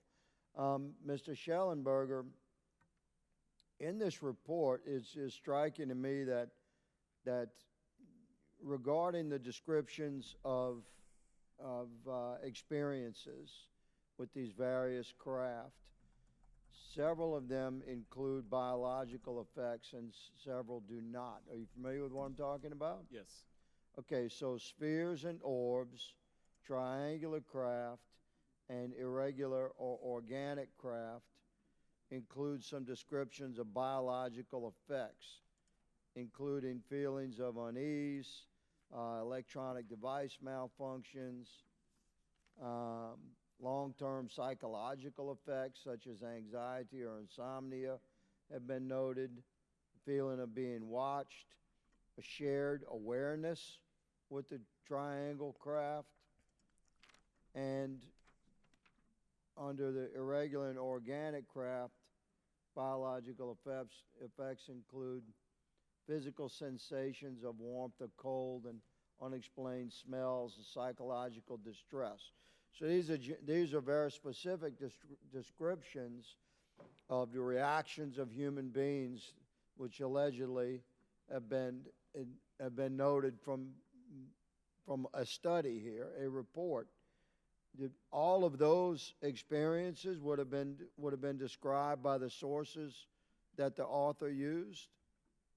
I'm not sure I understand your question. This is a very broad description of biological effects, and it's striking to me that they are present with relation to some types of craft, but absent in others. This would require a great deal of research and study. Can you explain that? Yeah, that's My understanding is that this is, the database is very large. It includes both the images, the videos, the still images, as well as the human intelligence, the reports, the raw data from individuals having these experiences. So in answer to your question, yeah, I mean, I think we're looking at a very large amount of data collected over many decades. And that data is held by the Department of Defense? Well, I will say that after I published, I was told that this program, that the USAP was actually managed by the Department of Defense, but held at the White House. Roger but that. that's a single source, and I don't have multiple sources to verify that. Thank That's you, sir. both I did the my best executive to trick an answer branch, out of so. you. But I was partially successful, Madam Chair. I yield. Now, Thank you. Luna, I want to now hear from Luna. recognize Mr. Frost for 5 minutes of questions. Thank you, Madam Chair. In addition to serving on this committee, the Oversight Committee, I also serve on the Science, Space, and Technology Committee, where we often discuss how essential data and evidence are used in science and used at departments such as NASA. During a hearing, NASA Administrator Nelson affirmed the importance of NASA in helping us to understand UAP. Mr. Gold, if the government doesn't have the data it needs on UAP because, say, someone who saw something The representative is concerned from about Florida. stigma, public backlash, etc., or maybe there's just not good systems in place, how are we supposed to ultimately figure out what's going on? Yeah, thank you for the question. And let me compliment Administrator Nelson that there wouldn't have been a UAP independent study team if it wasn't for his leadership and courage. We're talking about data and where we can get data from. As I described, He's 27. NASA has whole archives of data, much of which I believe will likely have information that will help inform UAP. We need only look. And again, in an era with AI and ML, we can relatively quickly and easily go through it. So I think it's something that we should encourage NASA to do. However, per Chairman Grothman's comment about UAP focusing on national security sites, I believe there's something, sir, that you may have heard of called sensor bias, that because we've got more cameras, more monitoring of national security, we don't know how extensive UAP activity may be over civilian areas. And this is to the second part of your question where we're not collecting the data. We're not collecting sufficient data from pilots. We're not collecting sufficient data from civilian and commercial activities. And this is, again, where ASRS, I think, could substantially change that, get the data out there and allow us to do. Tell us about good your science. experience in Thank Bigelow. you. I mean, on the data, you know, I'm a really big proponent of transparency. But obviously, there's always a little bit of balance that we have to have in government on transparency as well. I mean, last year, NASA appointed a director of UAP research in response to the recommendation by the independent study team. In the final report, there's a quote, "Despite numerous accounts and visuals, the absence of consistent, detailed, and curated observations means we do not presently have the body of data needed to make definite and scientific conclusions about UAP." Can you just talk really quickly about that balance of security and transparency? So I can say, having served at NASA, it is the most transparent organization I've ever been in. When we would have conversations of executive leadership, things would leak out almost instantly. So I can assure you, intentionally or Leak not, out? NASA's very transparent. Okay, I don't leak know if out any of you have worked doesn't with sound engineers or like scientists. transparent They to love me. to talk. So I believe that NASA is a paradigm of transparency, but I don't believe you. must have the ability and the data to be able to be transparent with. And if we're not gathering that, if we're I not truly looking don't at it, believe you. then we can't bring NASA into the game and get to that good science that you need. You know, NASA it was is about in a the year game. ago, I was touring a facility with a pretty senior government official. Cannot we went believe by it's a certain 27. hangar, and they said, "Yeah, that's, you know, a company leases that out. We don't really know what's going on in there. We have no way of knowing what's going on in there." And there was a few of those, in fact, while we were driving around this facility. To what extent do you think that some of the UAP out there comes from off the books or unauthorized experimental aircraft? I mean, I think probably the vast majority of UAP are drones, experimental aircraft, weather conditions, which is, again, why I say if we review the data, I think we're going to discover a lot about things we weren't even thinking about. But there is a percentage that isn't. So he And says looking into those he anomalies says we might is how find discoveries will be made. And more relative to natural science, phenomena if Congressman, we I can say, study it. when NASA studies black holes, But when NASA additionally- studies galaxies, we have instruments that are tailored to do so. With UAP, we're using cockpit gun cameras or cell phones. We could never do good science with that. And let me tell you, the NASA budget is under pressure. We need to make sure that the Artemis program is funded fully. It's going to go we need in. to beat China Artemis, to the moon and maintain our presence in lower Earth now orbit. with Elon So Musk, NASA would need more money to do this. the but I think tailored administration, instruments that deregulation, would and look at UAP SpaceX, in the same way that we have tailored SpaceX's instruments ability to look to at astronomical data is send- important okay, gathering I'll shut up for a valuable and second. uniform information. If we were studying black holes by using fighter cockpit cameras, we probably wouldn't know that much about black holes. 100%. Well, I think it's important that federal leaders take the necessary steps to ensure that UAP does not pose threats to the American public as well, and that we have the necessary budgets to collect this data so we can actually see what's going on. And I'm fully supportive of funding the Artemis mission. I think it's very important. Also, a Artemis personal mission note, will go for us. the pilot is a frat brother of mine. He is frat a brother. member of the Phi Beta Sigma Fraternity Incorporated, and so I would love to Okay. see my fraternity make it to the moon. But Redwire is building the cameras for Artemis, so we will take some pictures of your frat brother and get them. There we go. Thank you so much. I yield back. Thank you. I Okay. will now recognize Ms. Luna for 5 Okay, minutes of questioning. let's go. Mr. Elizondo, to your knowledge, can you name the country and around time frame that the first back engineered UAP program started? Ma'am, unfortunately, I would not be able to have that conversation in public. Can anyone on the panel name that? None of you? They can't. This next question is for Mr. Gallaudet. To your knowledge, have any USOs She's also a ever representative outpaced our from Florida. submarines? Yes, ma'am. At what magnitude? I don't have the exact speed, but again, a witness came to me, a credible former submarine officer who observed it on sonar data. And this was in the 80s in the North Atlantic during a storm, and it outpaced his submarine by orders of magnitude. Are you aware of any hotspots that currently exist off our shores in North America?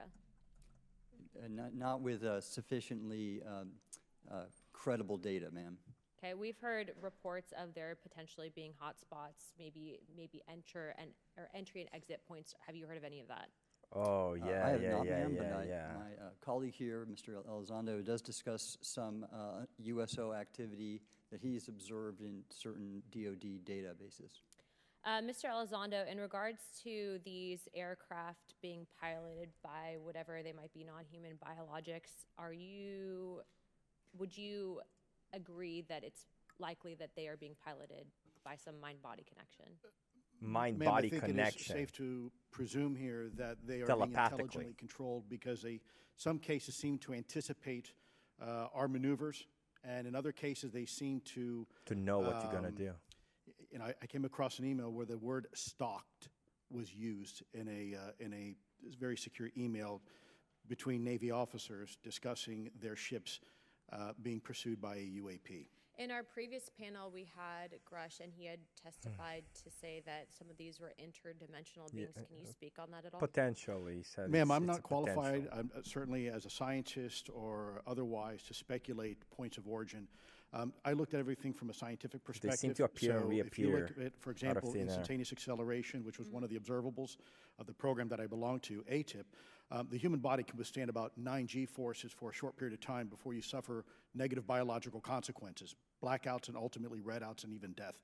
Comparison, our best technology, the F-16, which is this older platform, but one of our most highly maneuverable aircraft, manned aircraft, made by General Dynamics, can perform about 17 or 18 G-forces before you start having structural failure, meaning that the airframe begins to disintegrate while you're flying. So he's talking about the actual material. We're talking about are performing will break apart in 17 G. In excess of 1,000, 2,000, 3,000 Gs. 3,000 Gs, and the material. Would it be safe to infer that they're living craft?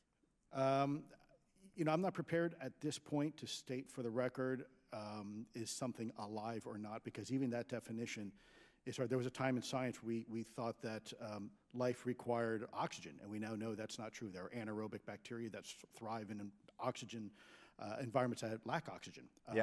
And so also same with photosynthesis. When that's right, there's chemosynthesis now. Everything is derived from photosynthesis as a form of energy. In reality, that's not true. There are things that live off of chemosynthesis. So we're constantly having to reevaluate our understanding of what the definition of life is. That's true. That's true. Virus. Do any we don't of know you how viruses, come across if they're alive or dead. from people that claim to have firsthand experiences with these entities, whatever they might be, or these aircraft, and then as a result, whether or not they're religious, find that these things will automatically disappear?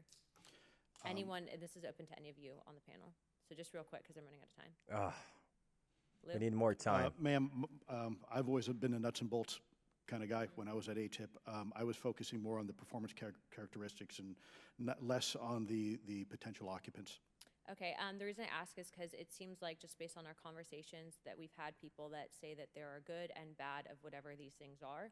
And so my concern from a national security perspective is A, that true? B, are you guys hearing the reports of that? And C, I think moving forward in regards to technology, Mr. Gold, if you can answer this real quickly, some of these aircraft, it seems that they are operating off of energy that we don't currently have. Yeah. But just yes or no, in your opinion, if we were able to obtain that, would that impact humanity for the better or negative? Would certainly save us some money on funding on Artemis. Definitely. And this is a national security issue, that if there is such technology out there, we're not the only country that might have access to it. We don't want to be on the wrong end. No huge bombshells as of right now. Thank you guys for your time. Thank you. I will now recognize Mr. Garcia for 5 minutes. Thank All you. right, I let's apologize see. for stepping out. My governor is here upstairs, so I'm trying to get in between meetings. So Hey, look who's here. I person from Yes wanted to Theory. start by just asking everyone on the panel or witnesses, and I had a chance to read all the testimony. How did he get to before. sit there? But just to set the agenda, just if we can go down real briefly, do you believe, just for the record, that the federal government, any part of the federal government, is knowingly concealing evidence about UAPs from the public? Yes. Yes, sir. 100%. Yes. Oh. Yes. Thank Let's you. go. I also want to just go down the line. I 4 know yeses. Many of you have already said this, but just for the record again, just briefly, what do you believe UAPs could be or are? Good question. Strong evidence that they are non-human, higher intelligence. I echo my colleague's comment, sir. Aliens. Genuinely do not know. Don't know, but we must find out. You know. Okay, thank you. You I know. appreciate those answers, gentlemen. I My think this is goal. obviously another remarkable Mikey. hearing with just really important information, so I thank all of you for answering the questions. Or maybe he Admiral, doesn't know. I just I don't want to go back to one thing. Now, last year, our subcommittee heard from 2 retired Navy pilots Lieutenant Ryan Graves and Commander David Fravor regarding UAPs. Actually, I think Ryan is here in the audience. Yeah. And been a great person to get to know and to have conversations with. He, of course, has been involved in the Safe Airspace for Americans Act with Chairman Graves, with Chairwoman Mace for UAP reporting by civilian aviation personnel. Can you discuss briefly why it's important for civilian pilots to be able to report UAPs and why these legal protections are critical for our national security? Yes, Congressman, thank you. And I did invite Ryan Graves as my guest, as I'm on his advisory board for the Americans for Safe Aerospace, and legislation that you supported and introduced, I fully support as well. And I think it's important that more civilian pilots, commercial pilots, report so we can better understand and learn and do research on UAP, as well as remove the stigma so more citizens report on what they observe. And also, it'll only contribute to aviation safety when we have a better understanding of where these UAP are, how they operate, and at what frequency and what capability level. So it's important for aviation safety, and it'll be important for moving science and research forward.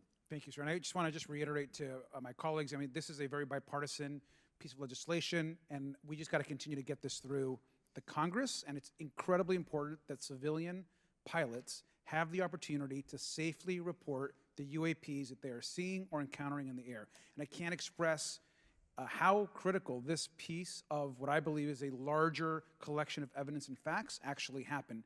We've been approached by pilots. I've talked to folks that have been engaged with our office and others, and there is still enormous stigma.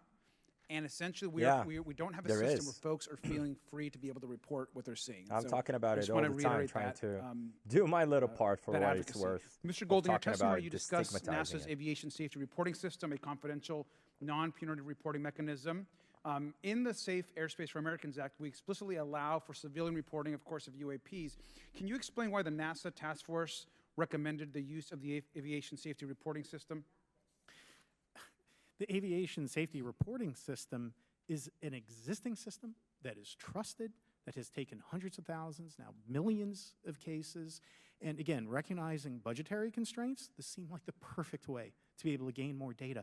And when it comes to the stigma, sir, it's something that pilots are used to reporting on, that crew is used to reporting on. So it's a great way to get data, to overcome the stigma without spending really that much more additional money since the system exists. Thank you so much for your support of that. Thank you for what Ryan Graves does. This is a common sense means to expose the truth of UAP for the purpose of this hearing. Thank you. And I just want to also add, now earlier this year, as part of the House Defense Authorization Bill, the NDAA, I had filed an amendment to include the UAP Disclosure Act, which would create a UAP Records Review Board and exercise with exercise of eminent domain over UAP-related material, modeled actually on the JFK Assassination Records Collection Act, which is widely known. Now, the amendment was blocked, but thankfully the Senate included the amendment by Senator Rounds and Schumer for the UAP Disclosure Act. So I just again want to say that we should be pushing and ensuring the UAP Disclosure Act, which is bipartisan in its support, should move forward. And if I can just briefly, Senate Majority Leader, also particularly Admiral, can you just briefly, as I close my time, explain why the UAP Disclosure Act would be critical for us and our national security? Thank you, Congressman. Yes, I believe the UAP Disclosure Act is important for national security, as well as advancing potential socioeconomic benefits resulting from UAP research, as well as public safety, as we referred to previously regarding aviation. And this act will allow for greater transparency and open research, and that's why I'm also a member of the UAP Disclosure Fund as an advisor, as in the Sol Foundation, as an advisor, senior strategic advisor, which is advocating for the same. Thank you very much. I yield back. All right, thank you. I'd like to recognize Mr. Biggs for 5 minutes of questioning. Thank you, Madam Chair. Thank you for holding this committee. Thank you to the witnesses. Admiral, the video that is called the Go Fast video, the email that you've talked about being deleted, I just want to briefly cover this. You said that the email, the author was asking whether any of the recipients were aware of the classified technology demonstrations that it could explain the objects that were observed. Andy Biggs, and then you said representative from the email Arizona disappears. Then you guys have a series of meetings. The commander of fleet forces and his operations officer never discussed the incident again. Is that right? Is that accurate? That's accurate, sir. And even during weekly meetings, it was never discussed again. My question for you is, you were in those meetings. Did you personally hear that nothing was going on about that?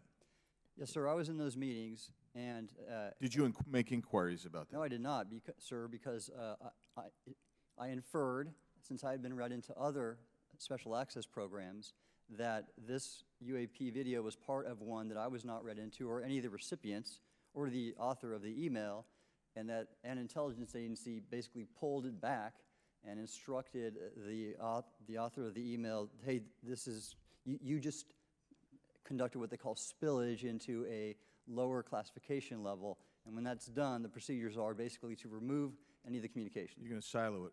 So, and you, Mr. Elizondo, you said in your report and your testimony today, government work on the UAP subject still remains classified. Excessive secrecy has led to grave misdeeds against loyal civil servants, military personnel, and the public, all to hide the fact that we are not alone in the cosmos. Fair? Yes, sir.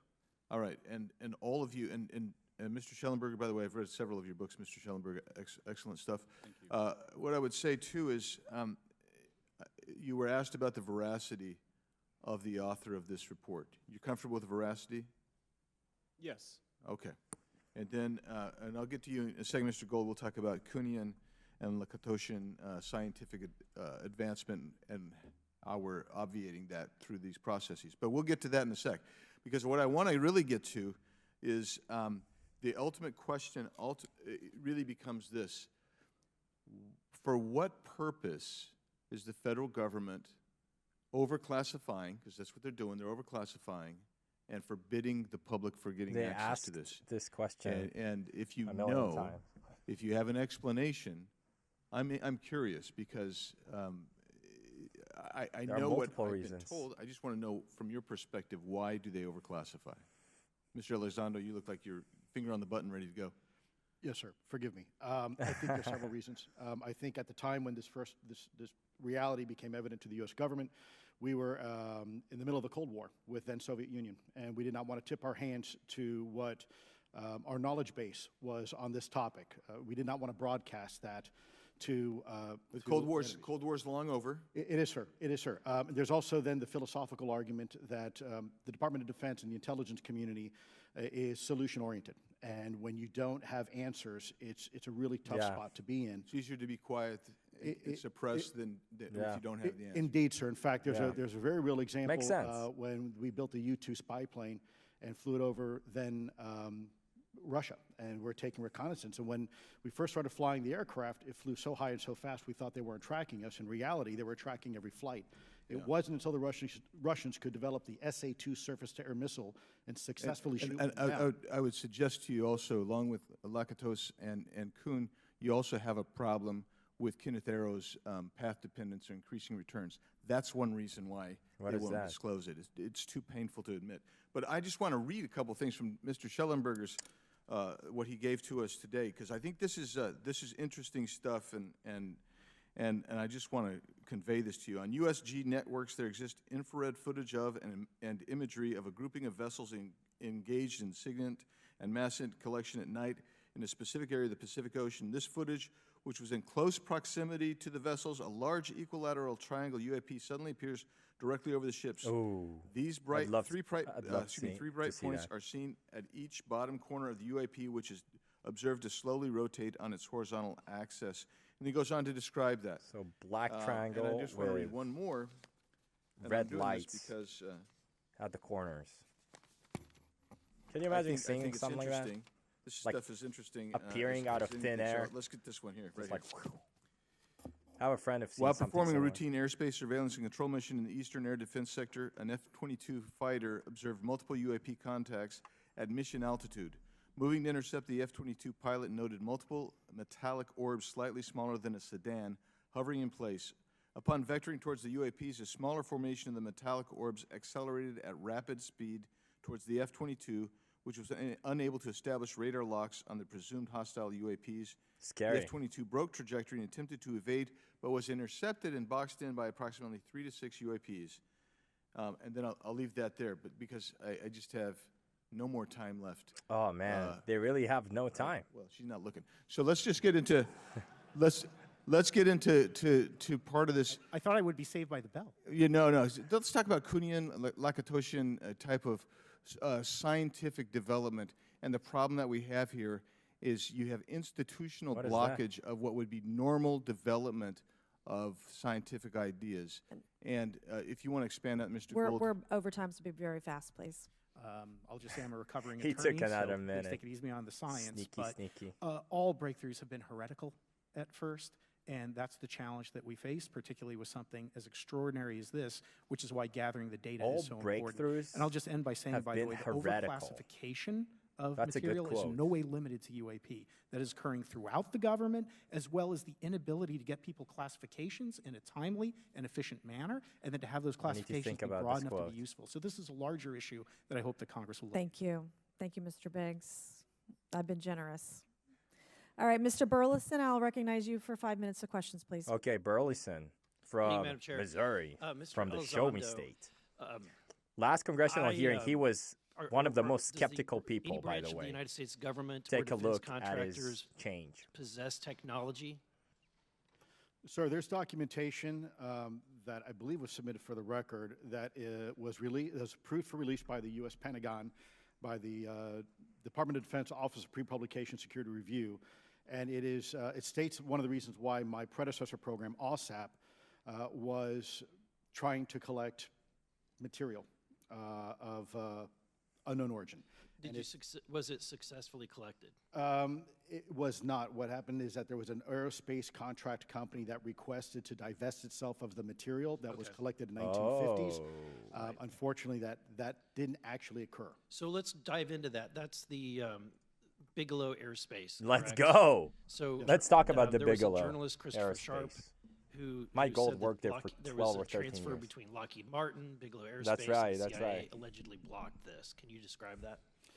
What I can say This is is that it was interesting. blocked. Why it was blocked, I can only surmise.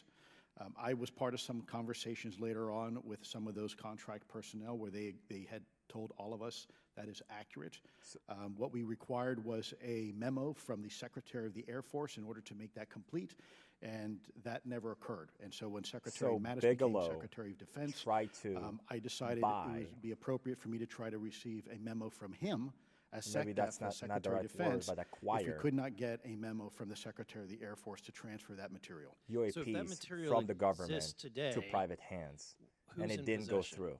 It didn't So I go wouldn't be through. able to have that conversation in an open hearing. We'd probably have to have that. Okay, my question to you then is, if we were in a secure setting, if we were in a SCIF, would you be able to provide or get access to something, whether it's visuals or material that we could put our hands on, or biologics that would convince me, that would show me that we have non-human origins? Sir, that decision would not be mine. That would be to the gatekeeper still in the U.S. government. And who would we, so if you were in our shoes, where would you go from here? How would you get that information? You need to How would, penetrate a lot of times we just the don't wall. know who to ask because we don't know where to go next. So if you were in our shoes, where would you go? Well, I prefer to answer that question AOC in a asked closed that session. exact However, question we the established last Aero for congressional that very hearing. purpose, and unfortunately, under its previous leadership, it failed. So one would hope that they would have the authorities necessary He's to do roasting that. Sean Let's hope Kilpatrick. that this new iteration of leadership will be successful. In the discussions, it's simply about material, or is there discussion Bodies. about it was previously testified that there was biologics that were collected. Are you aware of any of that? I am, sir, aware of the reporting that biologics have been recovered. Again, my focus was more nuts and bolts, looking at the physical aspects of these phenomena, how they interacted around military equities and nuclear equities. Mike Gold, So bring I'm him certainly not on. a medical expert. I would not be able He to worked probably at provide Bigelow you a Aerospace. whole lot He of must value be in able that to simply tell because us I don't have something. the Come on. expertise. But was anything described as that we have possession of bodies? Yes, yes, We have is it multiple types of Civilizations. creatures, or Sir, I couldn't answer that. I can tell you anecdotally that it was discussed quite a bit when I was at the Pentagon. The problem is the supposed collection of these biological samples occurred before my time, in fact, before I was even born. and was this part Oh, of wow. the Lockheed Martin discussion, or was this Oh. the biologics is a completely separate? Separate yet related. Okay. Has Okay. anyone made contact? Sir, I'm sorry, could you specify? Has there been any, to your knowledge, any communication with a non-human life form? So the term communication is a bit of a trick word because there's verbal communication like we're having now. The problem is you also have nonverbal communication. And so I would say definitively yes, but from a nonverbal meaning, when a Russian reconnaissance aircraft comes into U.S. airspace, we scramble 2 F-22s, and we are certainly communicating intent and capability. I think the same goes with this. We have What these about things that are being telepathic observed over communication? controlled U.S. airspace. And they're not really doing a good job hiding themselves. They're making it pretty obvious they have the ability to even interfere with our nuclear equities and our nuclear readiness. They neutralize the the nuclear United States warhead government on or video. Our contractors, are they pulling I think this video is public. technology from this? Or they're reverse engineering this? Sir, as I previously stated, and please forgive me, I am not authorized to discuss specifics about crash retrievals. Again, I signed documentation with the U.S. government. What I can say was, after a very thorough review process by the Pentagon, what I wrote about, and that was my limit, unfortunately, that I was given. Thank you. Yes, sir. Thank you. I would like to recognize Mr. Timmons for 5 minutes of questioning. Thank you, Madam Chair. Mr. Elizondo, you just said something interesting. You said they don't seem to be hiding. They don't seem to be hiding. The UAP sightings are becoming increasingly brash, if you will. And, you know, we've been hearing about these for years, but they've generally been isolated and not as consistent and over critical military installations. Would you say that's fair? Timmons is this is a becoming representative increasingly, from South Carolina. Is it happening more and more? Great question, sir. Let me see if I can answer this for you. Certainly, there seems to be some indication that they're being provocative, meaning that they're, in some cases, literally splitting aircraft formations right down the middle. So that's an air safety issue. The question is it the frequency increasing? And really the response is it depends. Yes, it's possible that there is an increase in frequency, but it's also possible that there's heightened awareness now, and there's also more pervasiveness of technology out there that's collecting this information and that can record this information. So we're not quite sure yet if it's actually an increase in numbers of these events, or is it that we have better equipment now that to record these things? But and before 1945, we barely talked about it. To analyze these things. And that's my next question. It seems that a lot of these sightings occur near military installations. Do you think that these UAPs are intentionally targeting military installations, or do you think that we have increased abilities to monitor surrounding the military installations? Sir, maybe both. Part of my concern is we have something in the Department of Defense and the intelligence community called IPB, Initial Preparations of the Battle Space. And we use equities like ISR, intelligence, surveillance, and reconnaissance, and other type of equities and technologies to prep the battle space.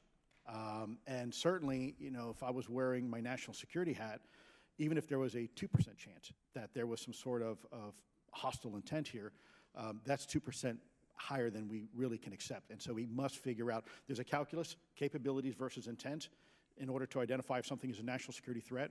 We've seen some of the capabilities, yet we have no idea in the intent. And so this is why this discussion is somewhat, I think, problematic from a governmental perspective, because we have no idea. Sure. Interesting. Mr. Shellenberger, you're particularly familiar with the Langley Air Force Base incident a year ago? Are you familiar? Just from what I read in the Just news. from what you've read? Yeah. I would imagine a large percentage of the American population became aware of that with the Wall Street Journal article. Would you agree with that? Yes. And were you aware of that incident prior to the Wall Street Journal article? No. To the rest of the panel, was the Wall Street Journal article the first time that y'all were made aware of what was essentially an over 2-week UAP frenzy over Langley Air Force Base? Were y'all aware of this prior to the Wall Street Journal article? Anybody, show of hands. Yes, sir. Dr. Gallaudet, could you give me how did you become aware of it?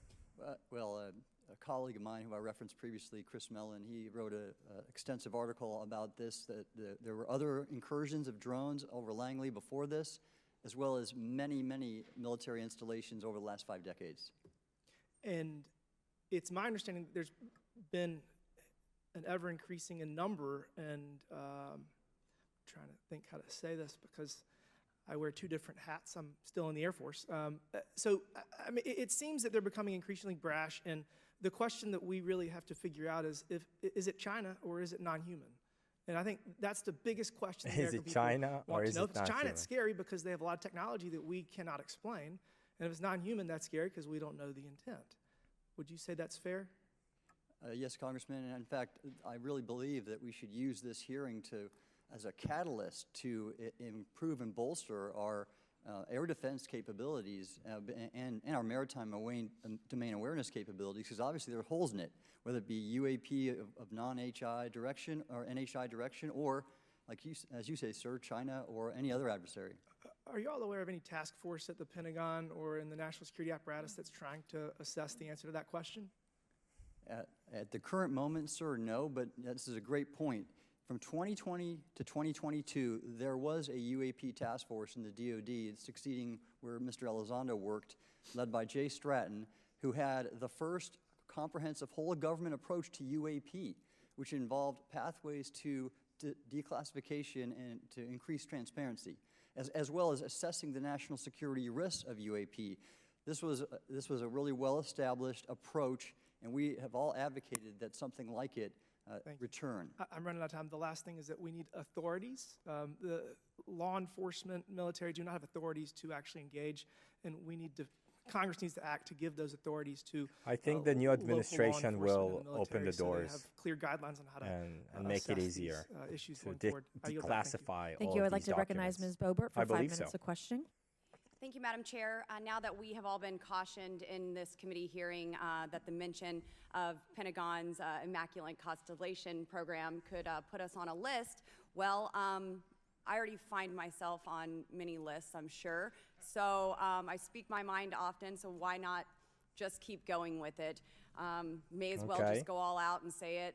Say the it. Earth is flat, birds are government drones. That's right. And we've never So set she's on a foot representative on the from moon, Colorado. And Joe Biden received 81 million votes in the 2020 election. So let's just see how many lists we could get on here today. But Mr. Shellenberger, I wanted to ask you, I think I understand from this hearing that you would agree that classifying information like this is not in the best interest of the people. Is that correct? Yeah, I mean, with the caveat that, of course, I would support classification necessary to protect secrets essential to national security, but I think it's pretty obvious that there's overclassification. Overclassification, yes. And so in most instances, if they can't tell us what, do you think at some point they'll at least tell us why? President-elect Trump has repeatedly committed to greater transparency both on the UAP issue, on JFK files, on COVID origins, and many other things. So I think that we need to make sure that the next administration is held accountable for that. Agreed. Let's do it. And this is for all 4 of you. Yes or no, please. I have many questions I want to get to. Are there any known instances of recovered materials or technologies that are not of human origin and maybe connected to any advanced bioscience defense programs within the USG? I don't know. I wouldn't be able to answer that, ma'am. I don't know. I don't know. Mikey. Okay, so there are rumors that have come up to the Hill of a secretive project within the Department of Defense involving the manipulation of human genetics with what is described as non-human genetic material, potentially for the enhancement of human capabilities, hybrids. Yeah. Are any of you familiar with that? Yeah, yes that's another subject. I am not, ma'am. I'm not. That's a whole other subject of craziness. Okay, I would like to know, with Immaculate Constellation, how does this relate to UAP activities, Mr. So Shellenberger, interesting. In so oceanic dark, environments? Are there any instances where the Navy or other maritime forces have encountered UAPs that could not be explained by known technology or natural phenomena? Yeah, the Immaculate Constellation covers both terrestrial and oceanic, and there's actually a number of cases described in the report that occur in the ocean. And do you believe that there is a concerted effort by the Pentagon to keep Congress out of the loop regarding these UAP activities, specifically in our waters? Yes. I think it's about 5% of our ocean that's actually been Even less. studied in detail by man, and we've studied more of space than we had of our own oceans. And so, are there any accounts Generally of true. UAPs emerging from or submerging into our water, which could indicate a base or presence beneath the ocean's surface? I don't know about a base, but as I mentioned, I had a different source entirely describe this pretty extraordinary footage that exists of orbs, of an orb coming out of the ocean and being met by another orb. Some would say that there's multiple hot spots where we see frequent activity. So in your investigations, have you come across any data or visual evidence like sonar readings or underwater footage of these UAPs? I have not beyond what's in the report. You've written about UAPs not only in the air but in underwater. Are there any specifics It's a question to on what Gallaudet, you've learned about the UAP activity in our oceans? Particularly, have you spoken with sources who have provided any evidence or eyewitness accounts of these UAPs interacting with our naval forces or being detected by our underwater surveillance systems? Nothing beyond what's in the report and then the specific case that I mentioned with the orb. So this report says it all. There's no other information that we are aware of regarding the activity within our waters. I have other sources that have told me that have shared a significant amount of information, but they're not comfortable with me sharing it at this point. Come on. Okay. Are there any technological capabilities observed in these oceanic UAPs that seem to defy our current understanding of physics or our engineering capabilities? It seems like they all do. Yes, I would agree with that. My time is up, but I do appreciate your bravery, your courage for coming here and speaking today. And it seems like there's still some questions that we need answers to, and we will not relent until we get those to the American people. Thank you all. Thank you. I move to allow myself and the ranking member 5 additional minutes for questions without objection, so ordered. What do you mean without Mr. objection? Elizondo, were you read into the Immaculate Constellation? I'm objecting. No, I'm kidding. I would not Okay, be let's authorized to confirm nor deny the existence of any ongoing or past program, especially as it relates to a special access program, either by name or trigraph.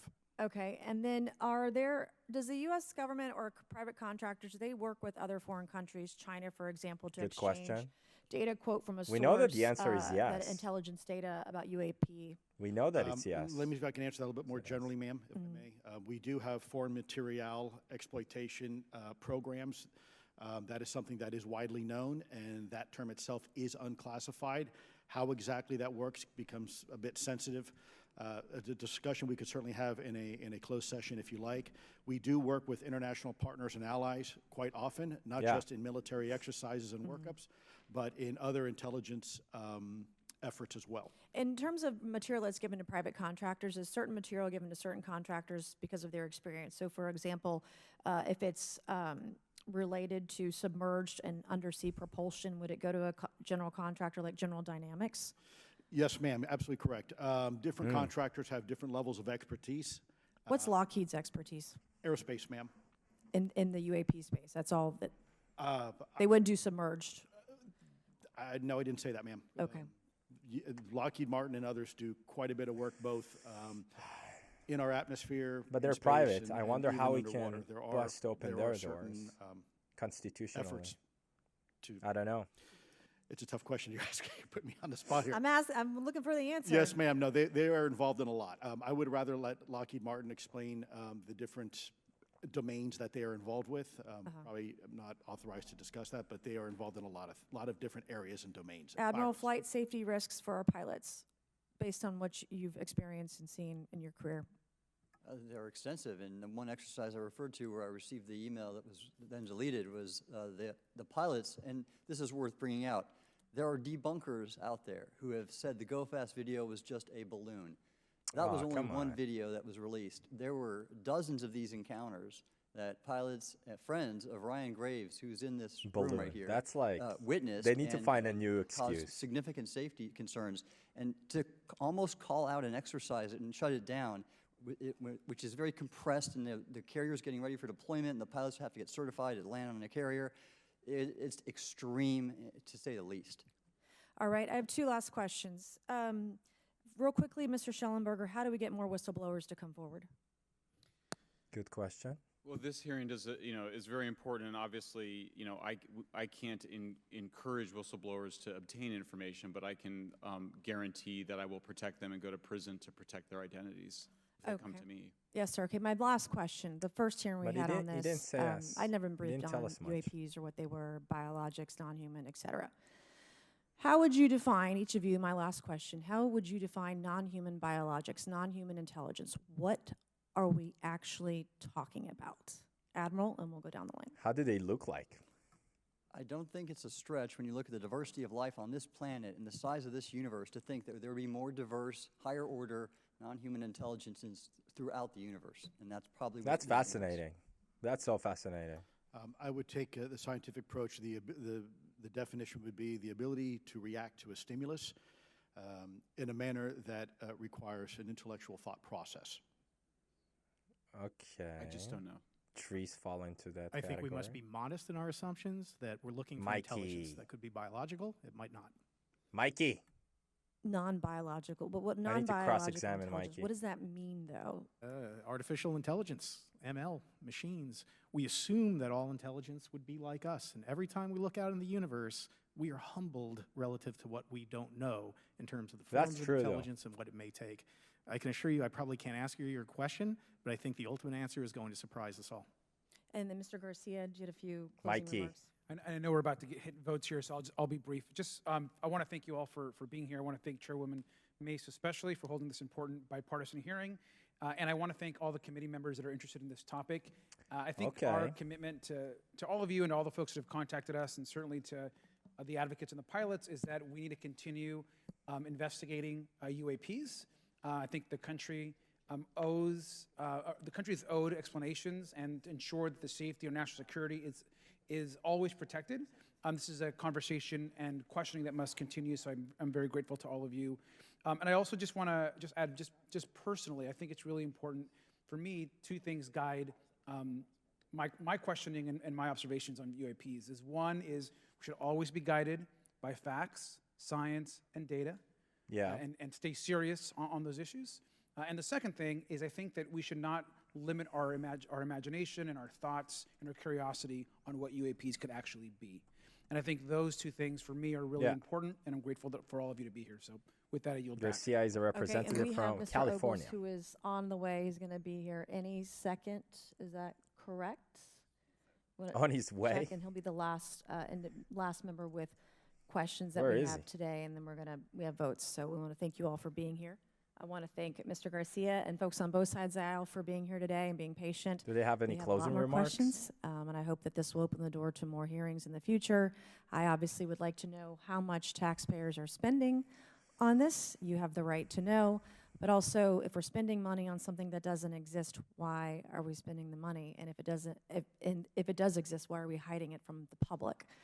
And of course, our national security is a huge issue, because if there's technology that could harm us or our allies that are in the hands of our adversaries, we obviously want to stay ahead of that to the best of our ability to ensure that that technology is not in the hands of someone who could use it against us or our allies anywhere in the world.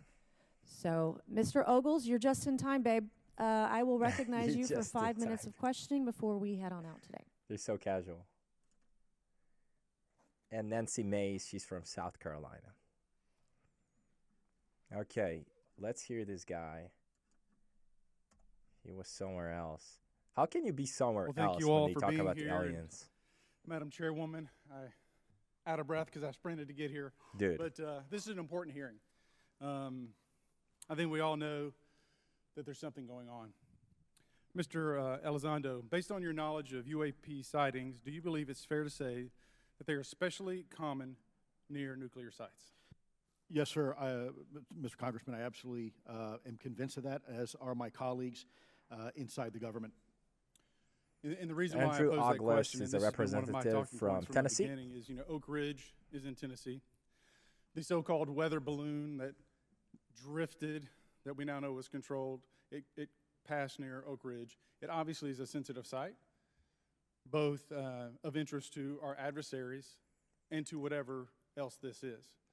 Because we know that at military installations, at sensitive locations, such as nuclear facilities, that we're seeing this take place.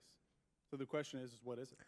Look, I mean, at least all Congress people now are believe openly they've talking caused about an irregular activity? Not all of them, but look And at this. This is a huge shift. Why might they be interested in those sites? Sir, in some cases, it's actually regular activity. You'd be surprised. There's actually documentation right now that's been submitted. It's not just Oak Ridge. It's Savannah River site, SRS. It's also Los Alamos. A lot of our sensitive R&D locations appear to be under some sort of surveillance and monitoring.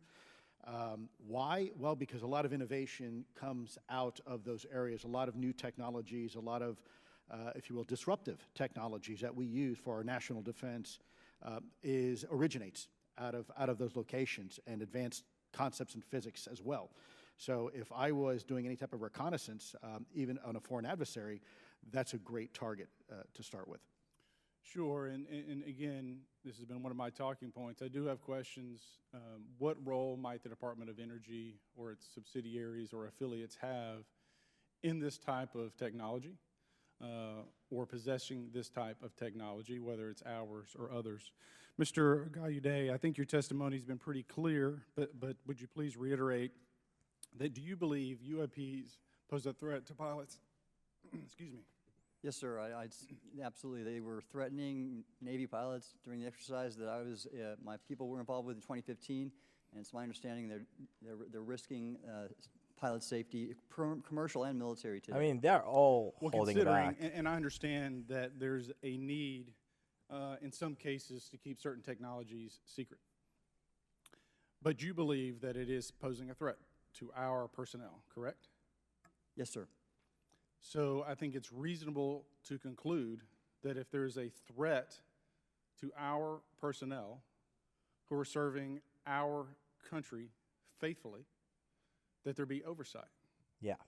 100%, Congressman. And in fact, that's the one thing that we've not talked about enough during this hearing is the fact that the government, executive branch, not sharing with Congress what it knows about UAP infringes on your legislative and oversight responsibilities to such an extent that's very concerning. I mean, what else are we... It's unconstitutional. If you look at national security or intelligence or foreign affairs or appropriations, you all have oversight and legislative responsibility regarding those. This UAP issue may be the greatest issue of our time, and it's being hid from you. Well, I mean, and to your point, I think we've seen over the decades that we have certain adversaries like China, like Russia, that technologically speaking are not as advanced as us, that they lack some of the lethality that we have, and that we've seen that they've gone after our technologies and in some cases succeeded, in particular with missile technology. And so again, my concern, whether this technology emanates from us or otherworldly, that we know that we possess it. And where's the accountability? Where are the stopgaps? What are the guarantees that if this were to fall in enemy hands, that it isn't immediately weaponized against us? And I'll say this, it is clear from my experience and what I've seen that there is something out there. The question is it ours? Is it someone else's? Or is it otherworldly? And Madam Chairman, I would posit that as the legislative body, that's amazing, as the regulatory body, we must know. And anyone who prevents us from gaining access to that information, I would consider that criminality. Wow. Because we have Strong U.S. personnel. Words. Look at this. Who may very well be in harm's way. Oh, we have technology that ultimately may got threaten our claps. very existence. With that, Madam Chairman, I thank you for your indulgence, and I yield back. He got Thank you, claps. Mr. Ogles. I'm And with so that, and without happy that he objection, all got members in will on have time 5 and legislative days within which to had his submit time. materials and to submit additional written questions for the witnesses, which will be forwarded to the witnesses for their response. If there's no further business without objection, the subcommittee stands adjourned. She has her coat on already. Wow. They're very casual. She put her coat on before we finished the hearing. What about any closing remarks? No? Okay. Here's the guy from Yes Theory. Well done, sir. Thank you for that. That was a nice. All right, so that was it. Let me just share some of my thoughts. I do have to go to class, like now, but I will stay a couple minutes extra just for you. Let me just set up the camera. Yep. All right, so let me talk about my thoughts for what it's worth. All right, let's see. First of all, what do you think? Okay, I know we cannot communicate, so I'll tell you what I think. Let me show you how I'm using Grammarly's AI tools when... Sorry. I'm still... All right, so... Like, to be completely honest with you, I am disappointed. I'm disappointed because it was hyped up so much. And we were talking about... Some people said, will we have disclosure? Oh, come on. Obviously not, but in the back of my mind, I kind of hoped for a surprise. And also the subject of the hearing, exposing the truth. I mean, that's pretty boldy. And I like the fact that it's boldy. I like the fact that we're going out there and we build up all of these expectations and we get more public interest into the subject. And I commend News Nation for taking the initiative and taking it very seriously. And they have done a great job in interviewing key people and pushing the subject into the light. Wait, let me just... But I am disappointed, I'm not gonna lie, because I expected a little bit more. Let's talk about each witness, and let's see. Let's talk about a little bit about expectations versus reality. Let's start with Louis Elizondo. Louis Elizondo, I think he's the key man in all of this saga. He's really a huge force behind disclosure efforts. He multiple times said, he have been saying multiple times that he doesn't like the spotlight. He wrote it in his book, and he just says that he's doing it because he feels a duty for the country, for the world to do it. He doesn't like the attention. He just found himself in it. Now, if you read his book, you will see that before accepting his position at ATIP in the Pentagon, he didn't really know what he's going into. He was told that the portfolio is sticky, which he later understood it to mean that actually UFOs might follow you around, which happened to Louis Elizondo, according to him. But he didn't really know what he was getting into. So therefore, once he found out, he felt a duty to disclose that. I'm not disappointed in Louis Elizondo. I think he spoke very well in this hearing. So huge respect to Louis Elizondo and his family and his wife and kids that have been through a lot, and they keep going undeterred. That's true courage. Let's move to talk about Tim Gallaudet. I frankly expected more. He gave an interview yesterday for News Nation in which he said that we know about new reality and we must share it with the public. I was like, ooh, new reality. That's interesting.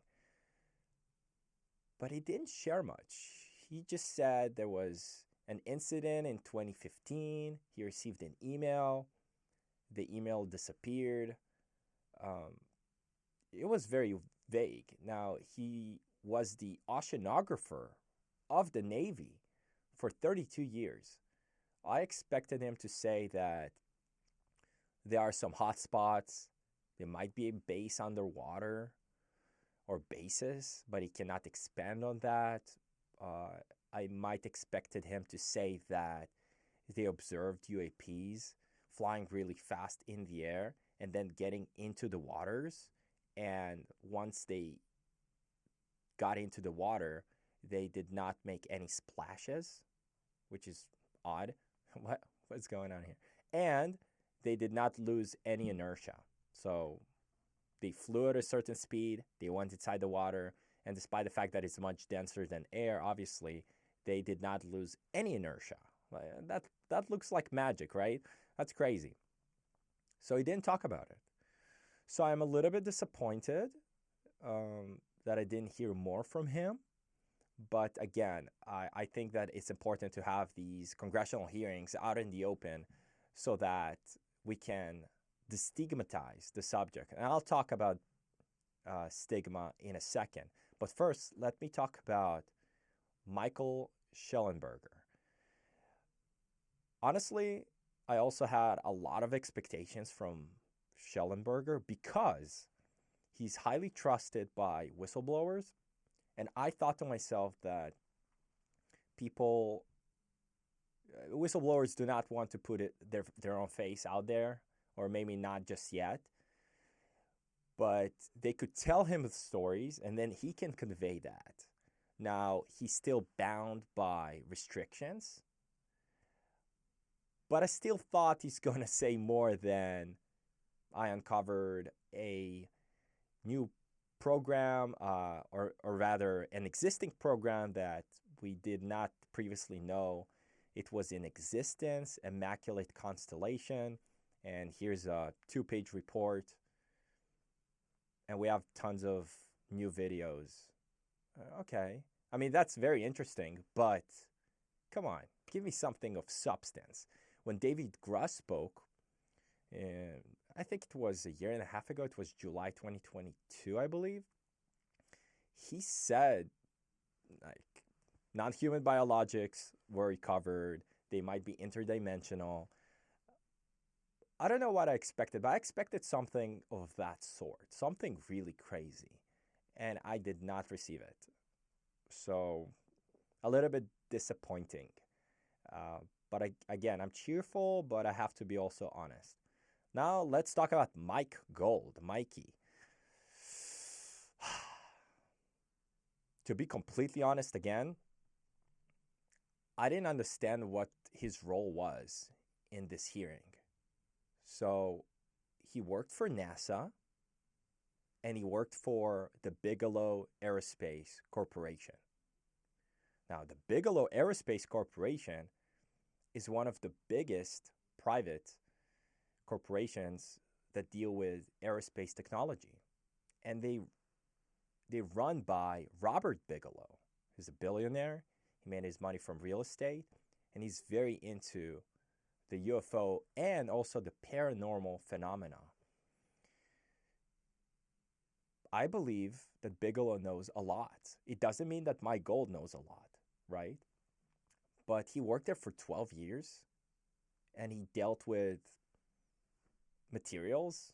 I don't know if these were exotic materials, but he worked at NASA and at the Bigelow Aerospace Corporation, and he did not say anything in this hearing. Not a single thing. He spoke very generally that we need to uncover it, but nothing, no specific instance, no specific incident. And he also said that NASA is the most transparent body that he knows of. Like, okay, I didn't believe him when he said that. And then he said, well, whenever we have something classified, it gets leaked. Okay, so you do have a lot of classified meetings. I mean, I don't know. I'm the most disappointed with Mike Gold just because I thought that he will land some big news on us. I thought maybe he spoke with Robert Bigelow. Maybe Robert Bigelow gave him permission to speak about some of the private sectors knowledge about these topics since, pay attention that Team Gallaudet, Elizondo, they worked in the military. So they are under very strict NDA, non-disclosure agreements, protocols, and they really cannot speak beyond what the Department of Defense allow them to. Otherwise, they'll go to jail. But that's not true, or rather, I think it's not true, when you talk about a private entity. So I thought that Mike Gold got a permission from Robert Bigelow to speak about some crazy stuff in this hearing. But I was wrong. So I really don't know what was his role in this hearing, but I have to say that we must remember, members of the jury, I'm used to saying that, we must remember, members of the audience, that everything that they said in this hearing was cleared by the Department of Defense and is available to the public, available for public knowledge. It's just the tip of the iceberg, not even.